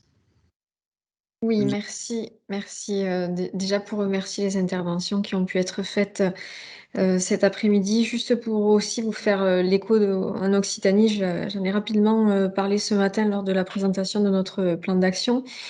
On a aussi une action dédiée à l'ERC et à l'intégration de l'ERC dans les documents de planification. Je vais faire peut-être la même demande que Brian avec la nécessité j'ai envie de dire, d'avoir des temps d'échange dédiés plus approfondis avec chacun d'entre vous. On a coutume de dire qu'ensemble, on va plus loin. Nous, on avait plusieurs objectifs dans ce travail. Hein, c'est d'outiller les acteurs de la planification en Occitanie, de faciliter l'application pour éviter, réduire, j'ai envie de dire, maîtriser et réguler l'artificialisation pour faire le lien avec un des ateliers. On a une entrée ERC, toutes thématiques confondues, biodiversité aussi, bien évidemment, mais tout à l'heure, j'ai entendu parler plan climat, donc on a un benchmark en cours qui est réalisé à la fois en Occitanie et au niveau national. Ce qu'on souhaite faire, c'est in fine proposer un guide, pas qu'on va ranger dans un placard, hein, mais qui repose un petit peu les bases, le contexte, le b.a.-ba, parce qu'il y a beaucoup de confusion qui nous remonte des acteurs du territoire, un manque d'ingénierie, vous l'avez dit, Monsieur Crépé, un manque d'outils, des mesures d'accompagnement qu'il faut mettre en place aussi. Là, ce qu'on est en train de faire, c'est identifier les manques, les freins, les difficultés, proposer un document de cadrage, un process, un pas à pas. Ce que je peux dire, ce qui nous remonte des premiers entretiens, parce qu'on n'a pas terminé les entretiens en cours, on va aussi analyser plusieurs documents de planification, les SCOT. On a des entretiens avec les porteurs de projets, de documents d'urbanisme, avec des CAUE, des agences d'urbanisme, et aussi avec les bureaux d'études et les acteurs au niveau national. Ce qu'on peut déjà nous faire remonter, c'est qu'il y a des prises de conscience qui sont variées au niveau des élus, il n'y a pas le même niveau d'information. Des prises en compte des enjeux qui sont faites. Beaucoup nous disent que ils font de l'évitement sans savoir que ça s'appelle réellement de l'évitement, notamment par la prise en compte de zones à enjeux à préserver. Ce qui remonte comme difficulté, c'est l'emboîtement des échelles aux différents niveaux de planification et l'intégration des projets aussi dans les documents de planification. La nécessité d'avoir des approches transversales et des démarches locales à valoriser. Donc la prochaine étape, c'est une restitution de ces travaux au début 2022 et de poursuivre les entretiens, de mobiliser le réseau des acteurs, qui soient en Occitanie ou en dehors de l'Occitanie, et d'expérimenter aussi sur des territoires pilotes. Donc voilà, affaire à suivre et au plaisir de poursuivre les échanges avec chacun d'entre vous. Merci. Je vous propose de passer donc à l'intervention, la dernière intervention, celle de Monsieur Mas pour le Grand Port Maritime de Bordeaux. Donc, je vous laisse, Monsieur Mas. Alors, j'ai partagé mon écran. Est-ce que vous le voyez? Oui, nous le voyons. C'est bon? Oui. Alors, je me lance. Bonjour à tous. Effectivement, Julien Mas, je représente le Grand Port Maritime de Bordeaux et j'interviens cet après-midi pour tenter d'illustrer comment le Grand Port Maritime de Bordeaux met en œuvre soit la stratégie ERC quand on parle de documents de planification, soit la séquence ERC dans les projets, et tenter aussi de mettre en exergue 2 ou 3 enjeux ou difficultés, mais qu'on retrouve déjà, enfin qu'on a déjà évoqué un peu ce matin, et qu'on retrouve en général dans les trois présentations qui viennent d'être faites. Alors, je vais mettre en plein écran. Ça fonctionne toujours. Un mot de contexte sur le Grand Port Maritime de Bordeaux, parce qu'on a une position un peu particulière. La circonscription du port, c'est l'ensemble de l'estuaire de la Gironde, un morceau de la Garonne, un morceau de la Dordogne, et puis une partie de l'embouchure. C'est un territoire très, très étendu, 130 000 hectares, très réglementé. On a une multitude de limites administratives, de police et de règlements, et puis aussi très planifié, puisque sur cet espace-là, on est en Natura 2000, on a un parc naturel marin, on a un sage estuaire, il y a le SDAGE à Tour-Garonne, enfin, j'en passe et des meilleurs. Donc il y a beaucoup de zonage et de règlements. Autre élément de contexte important aussi, c'est le rôle du port de Bordeaux. Alors on connaît souvent le port de Bordeaux pour la partie navigation de commerce ou les dragages ou l'aménagement. On connaît un peu moins le port sur sa mission de gestionnaire d'espace naturel. C'est un point très important, je l'ai mis comme un atout parce que ça nous a permis au fil des années d'acquérir un peu d'expérience dans ces domaines et de changer un petit peu la sensibilité du port, parce qu'on travaille avec des associations, on est nous-mêmes soumis à évaluation environnementale, on fait partie de la clé du sage estuaire ou du conseil de gestion du parc. Et donc tous ces éléments-là nous permettent aujourd'hui d'avoir un peu de recul sur ces éléments. Et ce qui nous a permis aussi de rédiger la stratégie de développement durable du port de Bordeaux pour l'année 2021 à 2025. Je vous montrerai une diapositive juste après, qui a été pour le coup une pierre angulaire importante dans la révision du projet stratégique du port, et donc dans la planification des aménagements et des projets et activités du port de Bordeaux pour les 5 prochaines années. Et puis un dernier point qui me paraissait important, c'est la position particulière du port à l'interface entre la mer, la terre et le fleuve, ce qui occasionne une variété de paysages. Donc, on a des dunes littorales, on a des vasières estuariennes, on a des marais maritimes, une abondance de biodiversité, ça je pense que vous êtes tous convaincus, une diversité d'activités. Donc la navigation de commerce, la pêche professionnelle, la pêche amateur, la pêche au carrelet, des kayakistes, des régates à voile, et puis une richesse historique et culturelle, puisque dans la circonscription du port de Bordeaux, il y a quand même 3 sites UNESCO, donc le centre-ville de Bordeaux, le verrou de l'Estuaire, et puis dernièrement le phare de Cordouan. Tout ça pour dire en fait que lorsqu'on regarde la circonscription du port, qu'elle soit fluviale, maritime ou terrestre, on a à peu près des enjeux partout. Des enjeux environnementaux, des enjeux d'inondation, des enjeux culturels. Et donc, toute la démarche du port va être d'essayer de hiérarchiser ces enjeux et de choisir d'intervenir, d'aménager sur des espaces de moindre enjeu. C'est ce que je vais vous montrer tout à l'heure. Sans rentrer dans le détail de la stratégie de développement durable du port, je pourrais y revenir dans les questions si vous voulez. Donc, elle repose sur 5 enjeux qui sont ici et 15 ambitions. Ce qui va nous intéresser sur le sujet de cet après-midi, c'est plutôt l'enjeu numéro 2 et l'enjeu numéro 3, c'est-à-dire l'aménagement durable et puis la partie eau, biodiversité et paysage. On retrouve là les 2 casquettes du port de Bordeaux, avec en particulier l'intégration des enjeux environnementaux très en amont des projets. Ça, c'est quelque chose qu'on essaie depuis plusieurs années de mettre en place au niveau des projets spécifiques, pas de la planification générale, mais vraiment des projets spécifiques. On va voir que dans la révision du projet stratégique, on est allé un petit peu plus loin.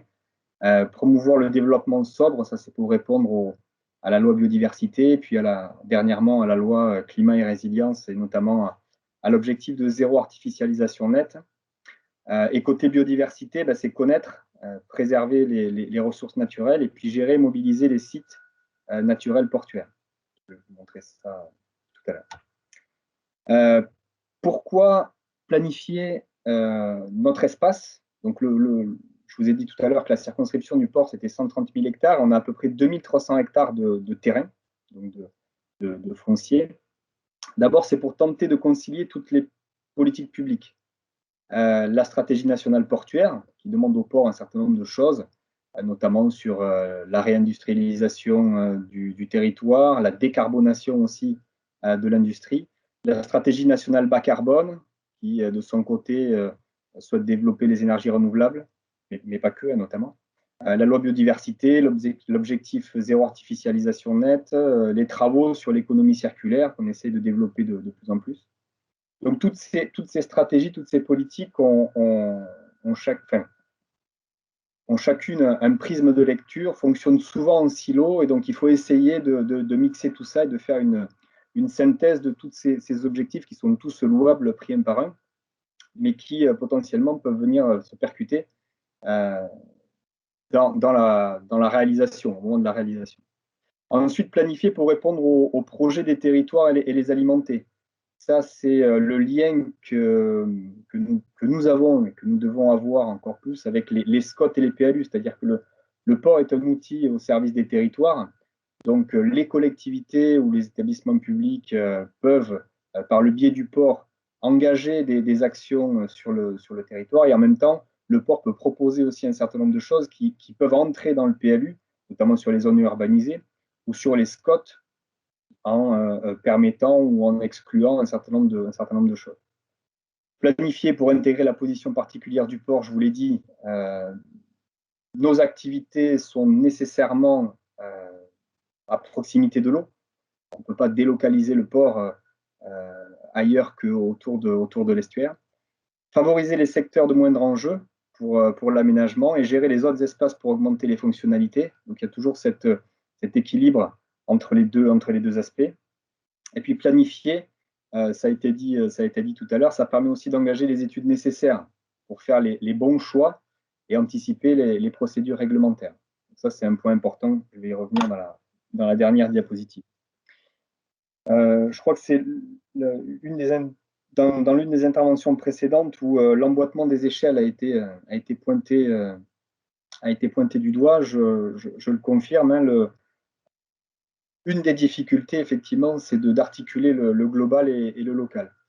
Pour ce qui nous concerne, dans la révision du projet stratégique qui est en cours et qui est entré au mois d'octobre dans l'instruction administrative, on a essayé d'intervenir à 2 niveaux. Un premier niveau, alors je reprendrai l'expression de M. André, c'est-à-dire on est plutôt dans la stratégie ERC que dans la séquence ERC. L'échelle est plus large. L'objectif, c'est de donner des vocations aux espaces, au terrain du port, mais en faisant des macro-lots, on va dire. Et à ce niveau-là, de commencer à hiérarchiser les enjeux en évitant les secteurs majeurs.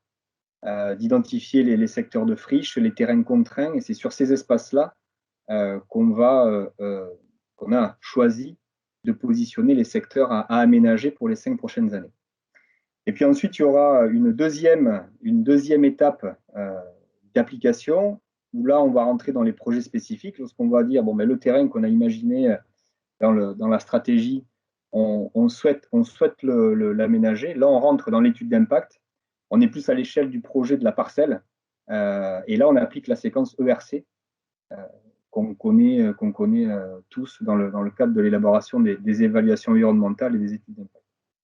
L'enjeu, c'est des discussions qu'on a souvent avec les collègues, notamment dans le SAGESTUaire, c'est comment faire valoir, comment articuler le niveau 1, c'est-à-dire le niveau, on va dire, du squat ou plus large échelle, avec dans le niveau 2. C'est-à-dire au moment où on va déposer, où on réalise l'étude d'impact pour un projet très particulier, comment faire valoir le fait qu'on a déjà anticipé un petit peu la séquence éviter ou réduire. Et ensuite, c'est comment faire valoir ce niveau 1 également dans les documents d'urbanisme. Donc là, c'est comment améliorer les échanges avec des collectivités qui rédigent les PLU, les SCOT et autres, qui est un échange plus régulier pour qu'on puisse bénéficier des modifications, pas attendre une révision, par exemple, ce genre de choses. Et puis un point important que je retiens de discussion avec l'Adréal notamment, c'est qu'il faut réussir la démonstration de ça. C'est-à-dire que c'est intéressant de se positionner ou d'avoir des stratégies particulières. Il faut arriver, grâce à la connaissance environnementale, grâce aux informations qu'on peut glaner sur les sites Natura 2000 et autres, arriver à faire la démonstration. Et pour finir, je voulais évoquer quelques outils possibles qu'on va essayer au port de mettre en œuvre. D'abord, ça va être de concrétiser tout ce qu'on a fait dans le projet stratégique, qui est notre feuille de route à 5 ans, par un document qu'on a nommé le schéma directeur d'aménagement durable, et qui, encore une fois, reprend à la fois l'aménagement et la préservation. Ce matin, il y avait une intervention sur je crois que c'était M. Mété, sur la nécessité d'avoir des schémas de préservation de la biodiversité. On va essayer, en fait, à l'intérieur de ce schéma, d'aller finement jusqu'à la parcelle et d'avoir les deux aspects, donc la partie aménagement et la partie préservation. Et ça passe aussi par deux outils, dont un qui a été évoqué ce matin, et je crois qu'il fait l'objet d'un autre atelier, c'est les sites naturels de compensation, ne serait-ce que pour éviter la fragmentation. Pour être dans le bureau de la clé du sage, on voit en fait que, quand on est dans des projets spécifiques, les porteurs de projets appliquent la séquence ERC, et parfois on se retrouve avec des zones de compensation un peu enclavées ou un peu déconnectées. Je pense qu'un des aspects importants des sites naturels de compensation, c'est d'avoir une surface cohérente assez grande pour, à l'intérieur, pouvoir conserver des corridors, des trams verts, des trams bleus et autres. Il y a un autre outil que le port a déjà mis en œuvre, et qui fait écho au site naturel de compensation, c'est le site industriel Clermain, c'est-à-dire que sur les terrains qu'on a choisi de définir comme à aménager, eh bien, le port anticipe les procédures administratives pour obtenir toutes les autorisations diverses et variées, qu'elles soient sur la loi sur l'eau, les études d'impact, les dérogations espèces protégées, pour justement fournir à des industriels qui voudraient s'implanter des terrains clés en main et qu'ils n'aient qu'à s'occuper de leur process, et que toute la partie amont a été gérée par le port de Bordeaux. Voilà ce que je voulais vous dire, à peu près dans les 10 minutes qui étaient accordées. Et maintenant, je suis à votre disposition pour répondre aux questions.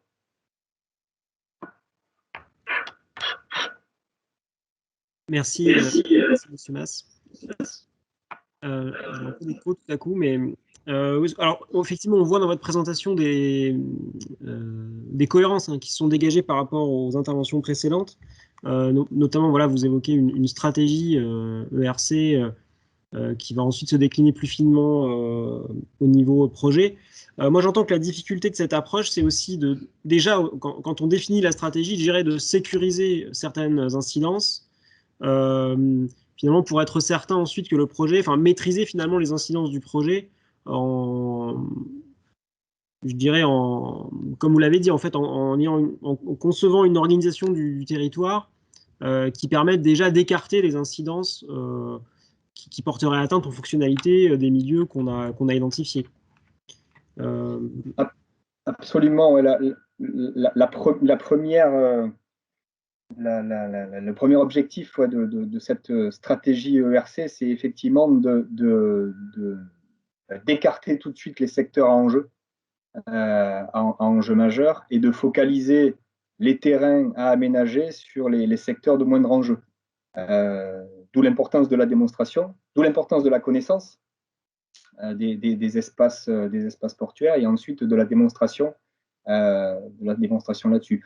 Par exemple, on va éviter un secteur qui est une zone humide ou un espace boisé ancien classé en Natura 2000 avec plusieurs espèces protégées de faune et de flore qui ont été contactées lors d'un audit.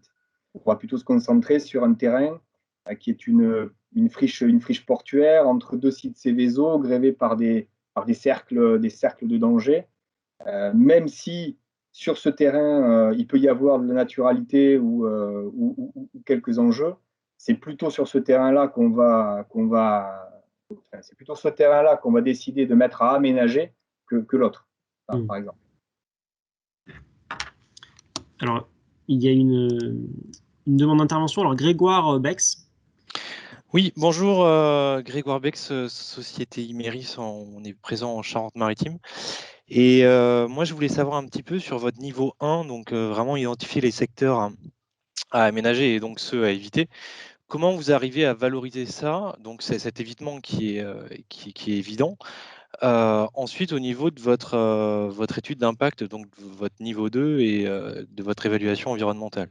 Parce que toute cette partie-là, un peu plus macro, nous, on l'a fait également et on a beaucoup de mal à la valoriser au niveau 2, en fait, qui est, lui, instruit par les services instructeurs, en fait. Voilà. Alors, juste pour préciser, on est exploitant de carrière sur le sud de Charente-Maritime. Voilà. Alors, je l'ai mis dans les enjeux parce que je pense que j'ai très humblement pas la réponse à cette question. C'est vraiment un sujet de discussion. Nous, on a notre projet stratégique là qui est en instruction administrative et qui va passer dans les mains de la MRAE prochainement. C'est des discussions que j'ai aussi au sein avec le SMIDEST qui tient le SAGE estuaire. C'est vraiment comment, dans l'étude d'impact du niveau 2, faire valoir le fait qu'on a évité, ne pas instruire le dossier au niveau 2 qu'en regardant le projet sensu stricto. C'est ça, je crois, l'enjeu. Oui, évidemment. Et du coup, pouvoir avoir dans l'instruction du projet, pouvoir bénéficier dans l'instruction du projet niveau 2, tout le travail qu'on a pu faire d'évitement en amont. Parce que on peut, et nous on l'a vu aussi, parce que cette stratégie qu'on a mis en œuvre là, pour la révision du projet stratégique 2021-2025, c'est presque 10 ou 15 ans de recul et d'expérience et de projets, notamment sur le terminal du Verdon, où on a beaucoup travaillé. Et on s'est aperçu qu'en fait, à un moment donné, dans l'instruction d'un projet spécifique, on ne tient pas compte de tout ce qu'on a pu faire autour depuis 10-15 ans. Et donc l'enjeu, je pense, et ça se fera que par discussion avec les services de l'État, avec les structures porteuses de SAGE aussi, par exemple, qui donnent des avis sur les projets d'aménagement. Ça ne se fera que dans des discussions aujourd'hui avec ces instances-là pour justement construire et co-construire la manière de bien mixer tout ça. Je ne sais pas si j'ai répondu à votre question. Alors si, j'ai bien compris que c'était vraiment la concertation qui pouvait aboutir à des solutions. Et je vais avoir une deuxième question, désolé, par rapport au SNC, là, donc vous en avez parlé un petit peu. Est-ce que vous avez un site déjà sur lequel vous travaillez ou Non, alors j'ai pas de site, il n'y a pas de site qui est aujourd'hui sur l'établi. En revanche, le port de Bordeaux, je vous disais, a à peu près 2300 hectares de foncier et il y en a plus de 60% qui sont des espaces agricoles ou naturels. Et potentiellement, on a on a au moins 2 ou 3 secteurs autour de l'estuaire qui pourraient avoir une taille, enfin de mon point de vue, qui pourraient avoir une taille intéressante pour mettre en place un site naturel de compensation. Mais il y a pas mal d'inconnus, il y a pas mal de... Parce qu'on peut compenser pour de la zone humide, pour certaines espèces protégées, mais si on impacte d'autres espèces protégées, le site naturel de compensation ne sera peut-être pas adéquat. Donc il y a quand même quelques discussions à avoir sur ce sujet. Mais en tout cas, on a signé un partenariat avec le SNIDEST, qui tient le stage estuaire, et ça fait partie des nombreux sujets à travailler avec eux et puis avec les services de l'État aussi, que ce soit des DTM ou de Réal. Mais je suppose que les espèces et les habitats que vous retrouvez dans vos études d'impact sont quand même assez similaires. Enfin, vous n'avez jamais de grosses surprises, je pense. Donc, je pense que vos terrains auxquels vous pensez pour peut-être un jour faire un SNC, on retrouve ces espaces-là et potentiellement les mêmes espèces. Ah oui, après il y aura peut-être quelques différences ici ou là, mais effectivement, en général, on aménage des terrains assez proches de ceux qu'on vise pour le SNC. L'idée aussi de ce schéma qu'on va lancer, hein, c'est aussi parce qu'il y a Axel Crépé de Bordeaux Métropole qui était intervenant, c'est que ça serve au port de Bordeaux, mais aussi au territoire, au pluriel, et notamment Bordeaux Métropole. C'est pas L'idée, c'est pas de faire un site naturel de compensation portuaire, c'est de faire un site naturel de compensation collectif qui serve, je le disais tout à l'heure, pour éviter un mitage de zones compensatoires de 1800 m² ici ou de 3200 m² là-bas, plutôt qu'on concentre les efforts dans le plan de gestion de plusieurs centaines d'hectares d'espace. Voilà. Ouais, le timbre post décompensation, voilà, c'est pour éviter ça. Ok, mais je vous remercie. De rien. Merci. On va prendre alors deux petites questions et après il faut se donner un petit temps de consolidation tous ensemble de la grille de restitution de l'atelier.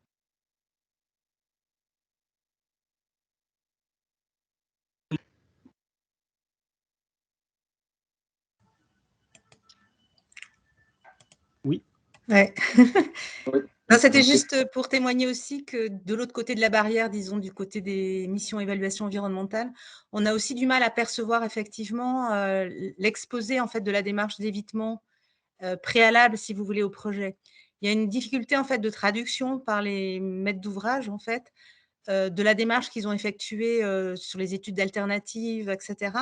Et aussi une question aussi peut-être de suivi dans le temps. On a des problèmes quand même de traçabilité ou de démarche collective pour bien suivre en fait les indicateurs d'évitement, quoi. Donc ça c'est un vrai sujet et juste, je sais pas, à titre d'anecdote par exemple, puisqu'on est dans les démarches territoriales, en fait par exemple dans toutes les démarches par exemple de mise en compatibilité de documents d'urbanisme, c'est extrêmement rare qu'on ait dans des modifications par exemple des diminutions par exemple de protection, qu'on ait finalement l'historique de pourquoi est-ce que ce secteur a été effectivement protégé à un moment T, qu'est-ce qu'il en est aujourd'hui, comment on se projette dans l'avenir par rapport à cette évolution. Donc, en fait, on a des vrais problèmes, effectivement, de traduction, de traçabilité objective qui demeurent un peu dans le temps. Voilà.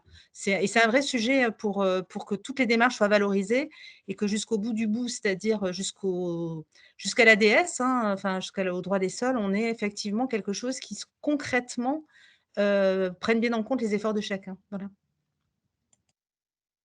Oui.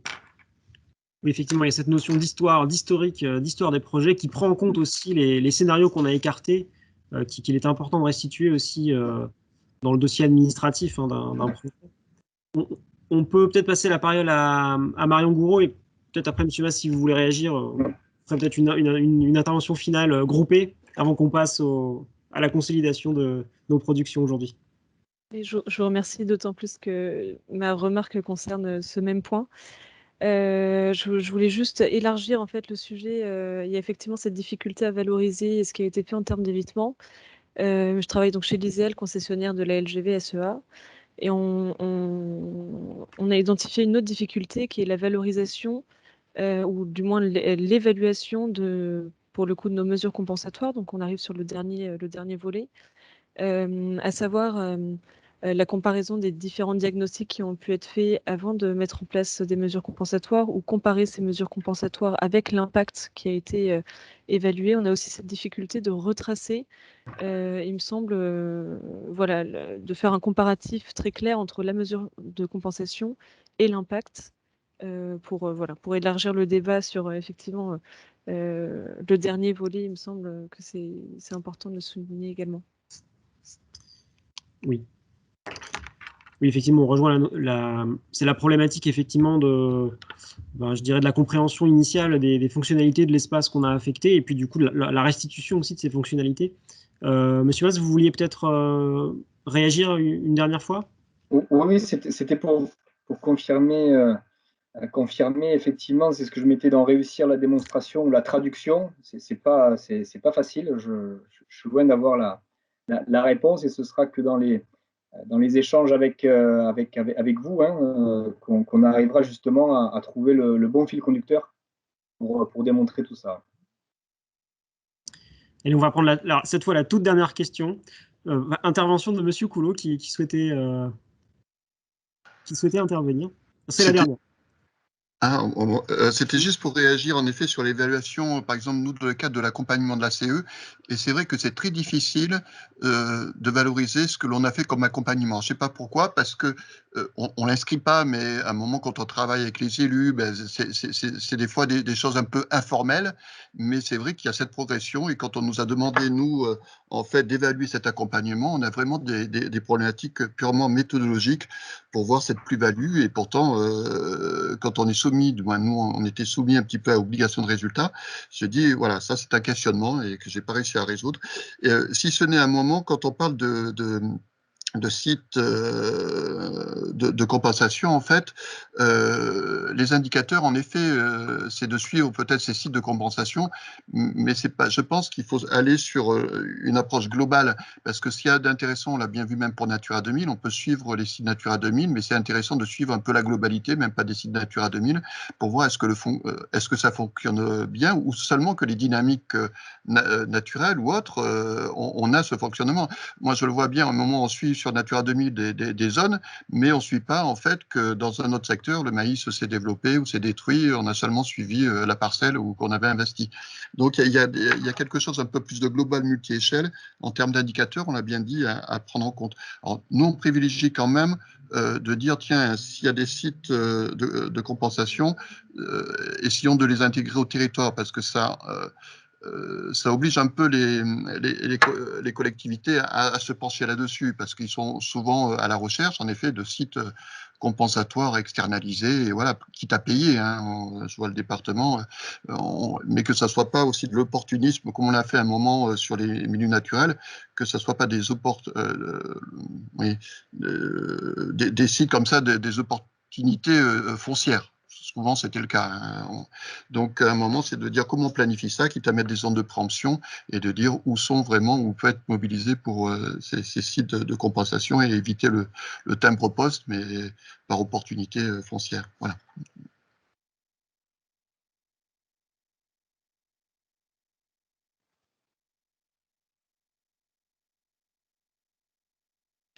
Votre micro n'est pas crois que activé. le micro est fermé, Excusez-moi, monsieur. autant pour moi. On se prend maintenant un temps de restitution. On fait un point sur la grille, ce qu'on a réussi à remplir de la grille pour voir ce qui pourrait nous manquer, ce qui pourrait être nécessaire d'ajouter. Je laisse la parole à Alexandre Dumaître. Oui, bonjour. Je ne sais pas si vous arrivez à visualiser la grille de synthèse que je vous propose à l'écran. Est-ce qu'elle est partagée? Oui, bon. Donc, très succinctement, 4 questions nous étaient posées pour encadrer les différents retours d'expérience dont vous nous avez fait part et les observations dont vous nous avez fait profiter. La première concernait les principales difficultés que vous avez rencontrées. Donc, une première difficulté, c'était un certain écueil dans la prise en compte des zones humides que nous a présenté M. Coulot dans le cadre de l'assistance à continuité écologique du CAUE.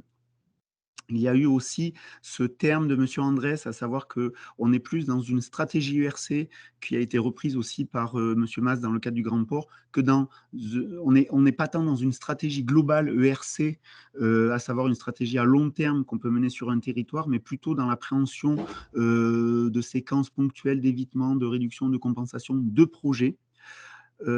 Aussi d'autres approches qui ont été développées par Bordeaux Métropole, à savoir comment valoriser l'amélioration des connaissances écologiques. D'un côté plutôt technique, à savoir quel niveau de précision, quelle représentation de ces données dans un document de planification, mais tout comme aussi comment valoriser cette amélioration des connaissances auprès des élus, car bien souvent, identifier des nouveaux secteurs à enjeu, c'est réinterroger les projets qui étaient envisagés sur ces secteurs. Et enfin, dernière difficulté qui a été évoquée, l'emboîtement, la superposition de différentes politiques publiques sur un même territoire, de différents documents de planification et toute la difficulté à trouver la bonne échelle à laquelle positionner le projet. En vis-à-vis de ces difficultés, une note positive quand même, un certain nombre de retours positifs ont été faits, à savoir tout d'abord des outils qui tentent à se démocratiser pour rendre la connaissance accessible, des échelles aussi de planification qui correspondent à certaines échelles de questionnement, notamment celle du temps long d'un SCOT qui correspond au questionnement relatif au changement climatique. Une amélioration des connaissances qui souvent est perçue de manière positive de la part des élus des collectivités qui profitent justement de cette amélioration des connaissances pour adapter, pour renforcer leurs outils de protection. Enfin, un exemple qui est plutôt intéressant, à savoir comment le Grand Port maritime de Bordeaux s'est appuyé sur ce qui pouvait être perçu comme des contraintes environnementales de par son positionnement à proximité immédiate de l'estuaire, pour finalement bâtir un projet stratégique de développement à long terme. Je vous propose les 2 dernières questions. Elles concernaient des exemples, des retours d'expériences concrets qui ont été partagés lors de l'atelier. Donc, je vais les balayer de manière assez rapide, car je vois que le temps file. On a parlé de l'outil de modélisation des zones humides, où on est passé de zones humides potentielles à finalement des zones humides effectives et fonctionnelles. On a évoqué la stratégie qui a été développée sur le SCOT du Bergeracois, qui s'est appuyé sur une analyse multi-échelle de la trame verte et bleue. On a évoqué également les plus-values que pouvait apporter l'évaluation environnementale à l'échelle du SCOT Bergeracois, mais qui peut être déclinée à d'autres échelles de territoire, à savoir comment cette plus-value comment l'évaluation environnementale favorise la déclinaison de ce type de documents stratégiques à l'échelle d'autres documents de niveau inférieur.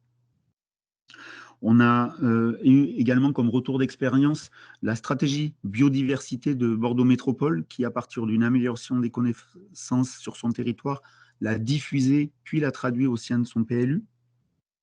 Une traduction qui, d'ailleurs, pour les zones humides, ne s'est pas accompagnée d'une démarche restrictive, ni de contraintes réglementaires, mais on était plus dans une logique d'anticipation, porter à connaissance l'information pour anticiper finalement les projets, et on est complètement dans une démarche d'évitement.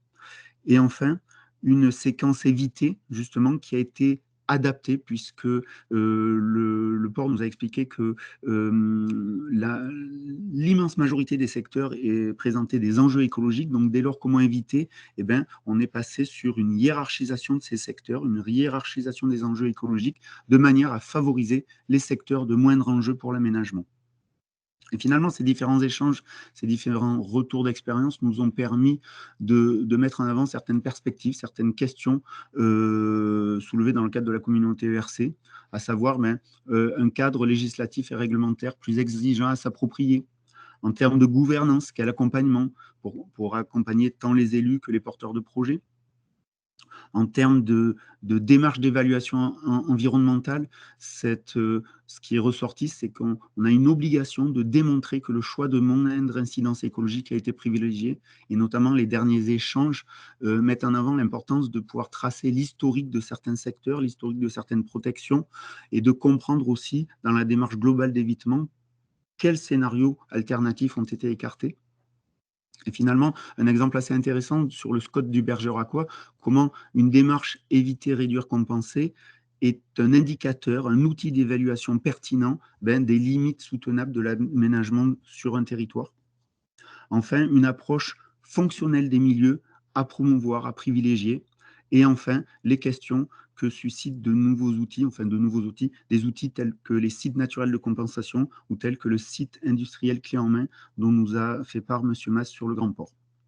Est-ce que ce retour vous convient? Est-ce qu'il y a des points à rajouter? Je vous laisse prendre la parole si besoin.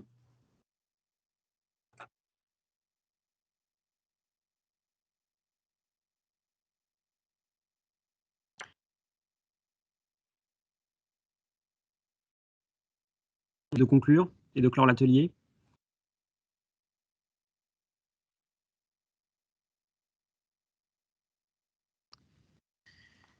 Alors, pour l'instant, dans le chat, je vois plutôt que vous êtes d'accord avec, avec ce qu'on vient de dire. Alors, je crois qu'on est attendu à 16h pour la restitution plénière, il me semble. Très bien. Je voudrais juste, c'est Mickaëlle Saout, faire part aussi d'une expérience en fait dans la lignée de ce qui a été exposé là par Bordeaux Métropole. Une expérience que je trouve intéressante qui est sur les, comment dire? Sur les opérations d'intérêt métropolitain, qui ont donné lieu à évaluation environnementale et où en fait ce que je trouve particulièrement intéressant, c'est qu'il y a une espèce d'utilisation, enfin dans le bon sens du terme, de tous les outils à la fois réglementaires et de discussion pour que finalement l'étude d'impact qui a été faite au niveau de l'OIM puisse se décliner jusque aux outils de, comment dire, de permis de construire, permis d'aménager, etc. Et je trouve que comme exemple d'application avec les difficultés que ça pose, hein, à la fois juridiques, enfin on est un petit peu en train d'innover. Je trouve que c'est quand même quelque chose qui est assez, enfin comment dire, porteur d'espoir d'une certaine façon pour que enfin, cette déclinaison-là dont on a beaucoup parlé devienne effectivement concrète, quoi. Je ne dis pas que c'est une réussite complète, mais je dis quand même que j'ai beaucoup apprécié en fait ce partenariat qu'il y a eu depuis l'étude d'impact avec un avis d'autorité environnementale qui a été donné au niveau national jusqu'à ce qui continue en ce moment sur, enfin je pense à l'OIM Bordeaux Innocampus, sur des essais pour que ça se traduise très très concrètement auprès des porteurs de projets et dans les outils réglementaires de droit des sols. Merci. Donc, pendant ce temps, on a une petite demande d'ajout à la synthèse d'un point sur la question des indicateurs et l'articulation de ces indicateurs selon les échelles. Donc, on va le prendre en compte, effectivement. Alors, je crois qu'on va devoir mettre, s'il n'y a pas d'autres réactions, on va clore l'atelier pour, de notre côté, aller préparer le temps de synthèse, de restitution qui a lieu, je crois, à partir de 16h. Voilà, donc ouais, donc là, il faudra que vous activiez le lien de l'atelier 4, je crois, pour retourner en plénière. Enfin, en tout cas, il y a un lien à réactiver pour retourner en plénière et assister donc à la fin du séminaire. Donc, je vous dis merci à tous, merci aux intervenants, merci à tous ceux qui ont posé des questions, qui ont enrichi les débats. Donc, on se dit au revoir et puis donc à tout de suite en plénière.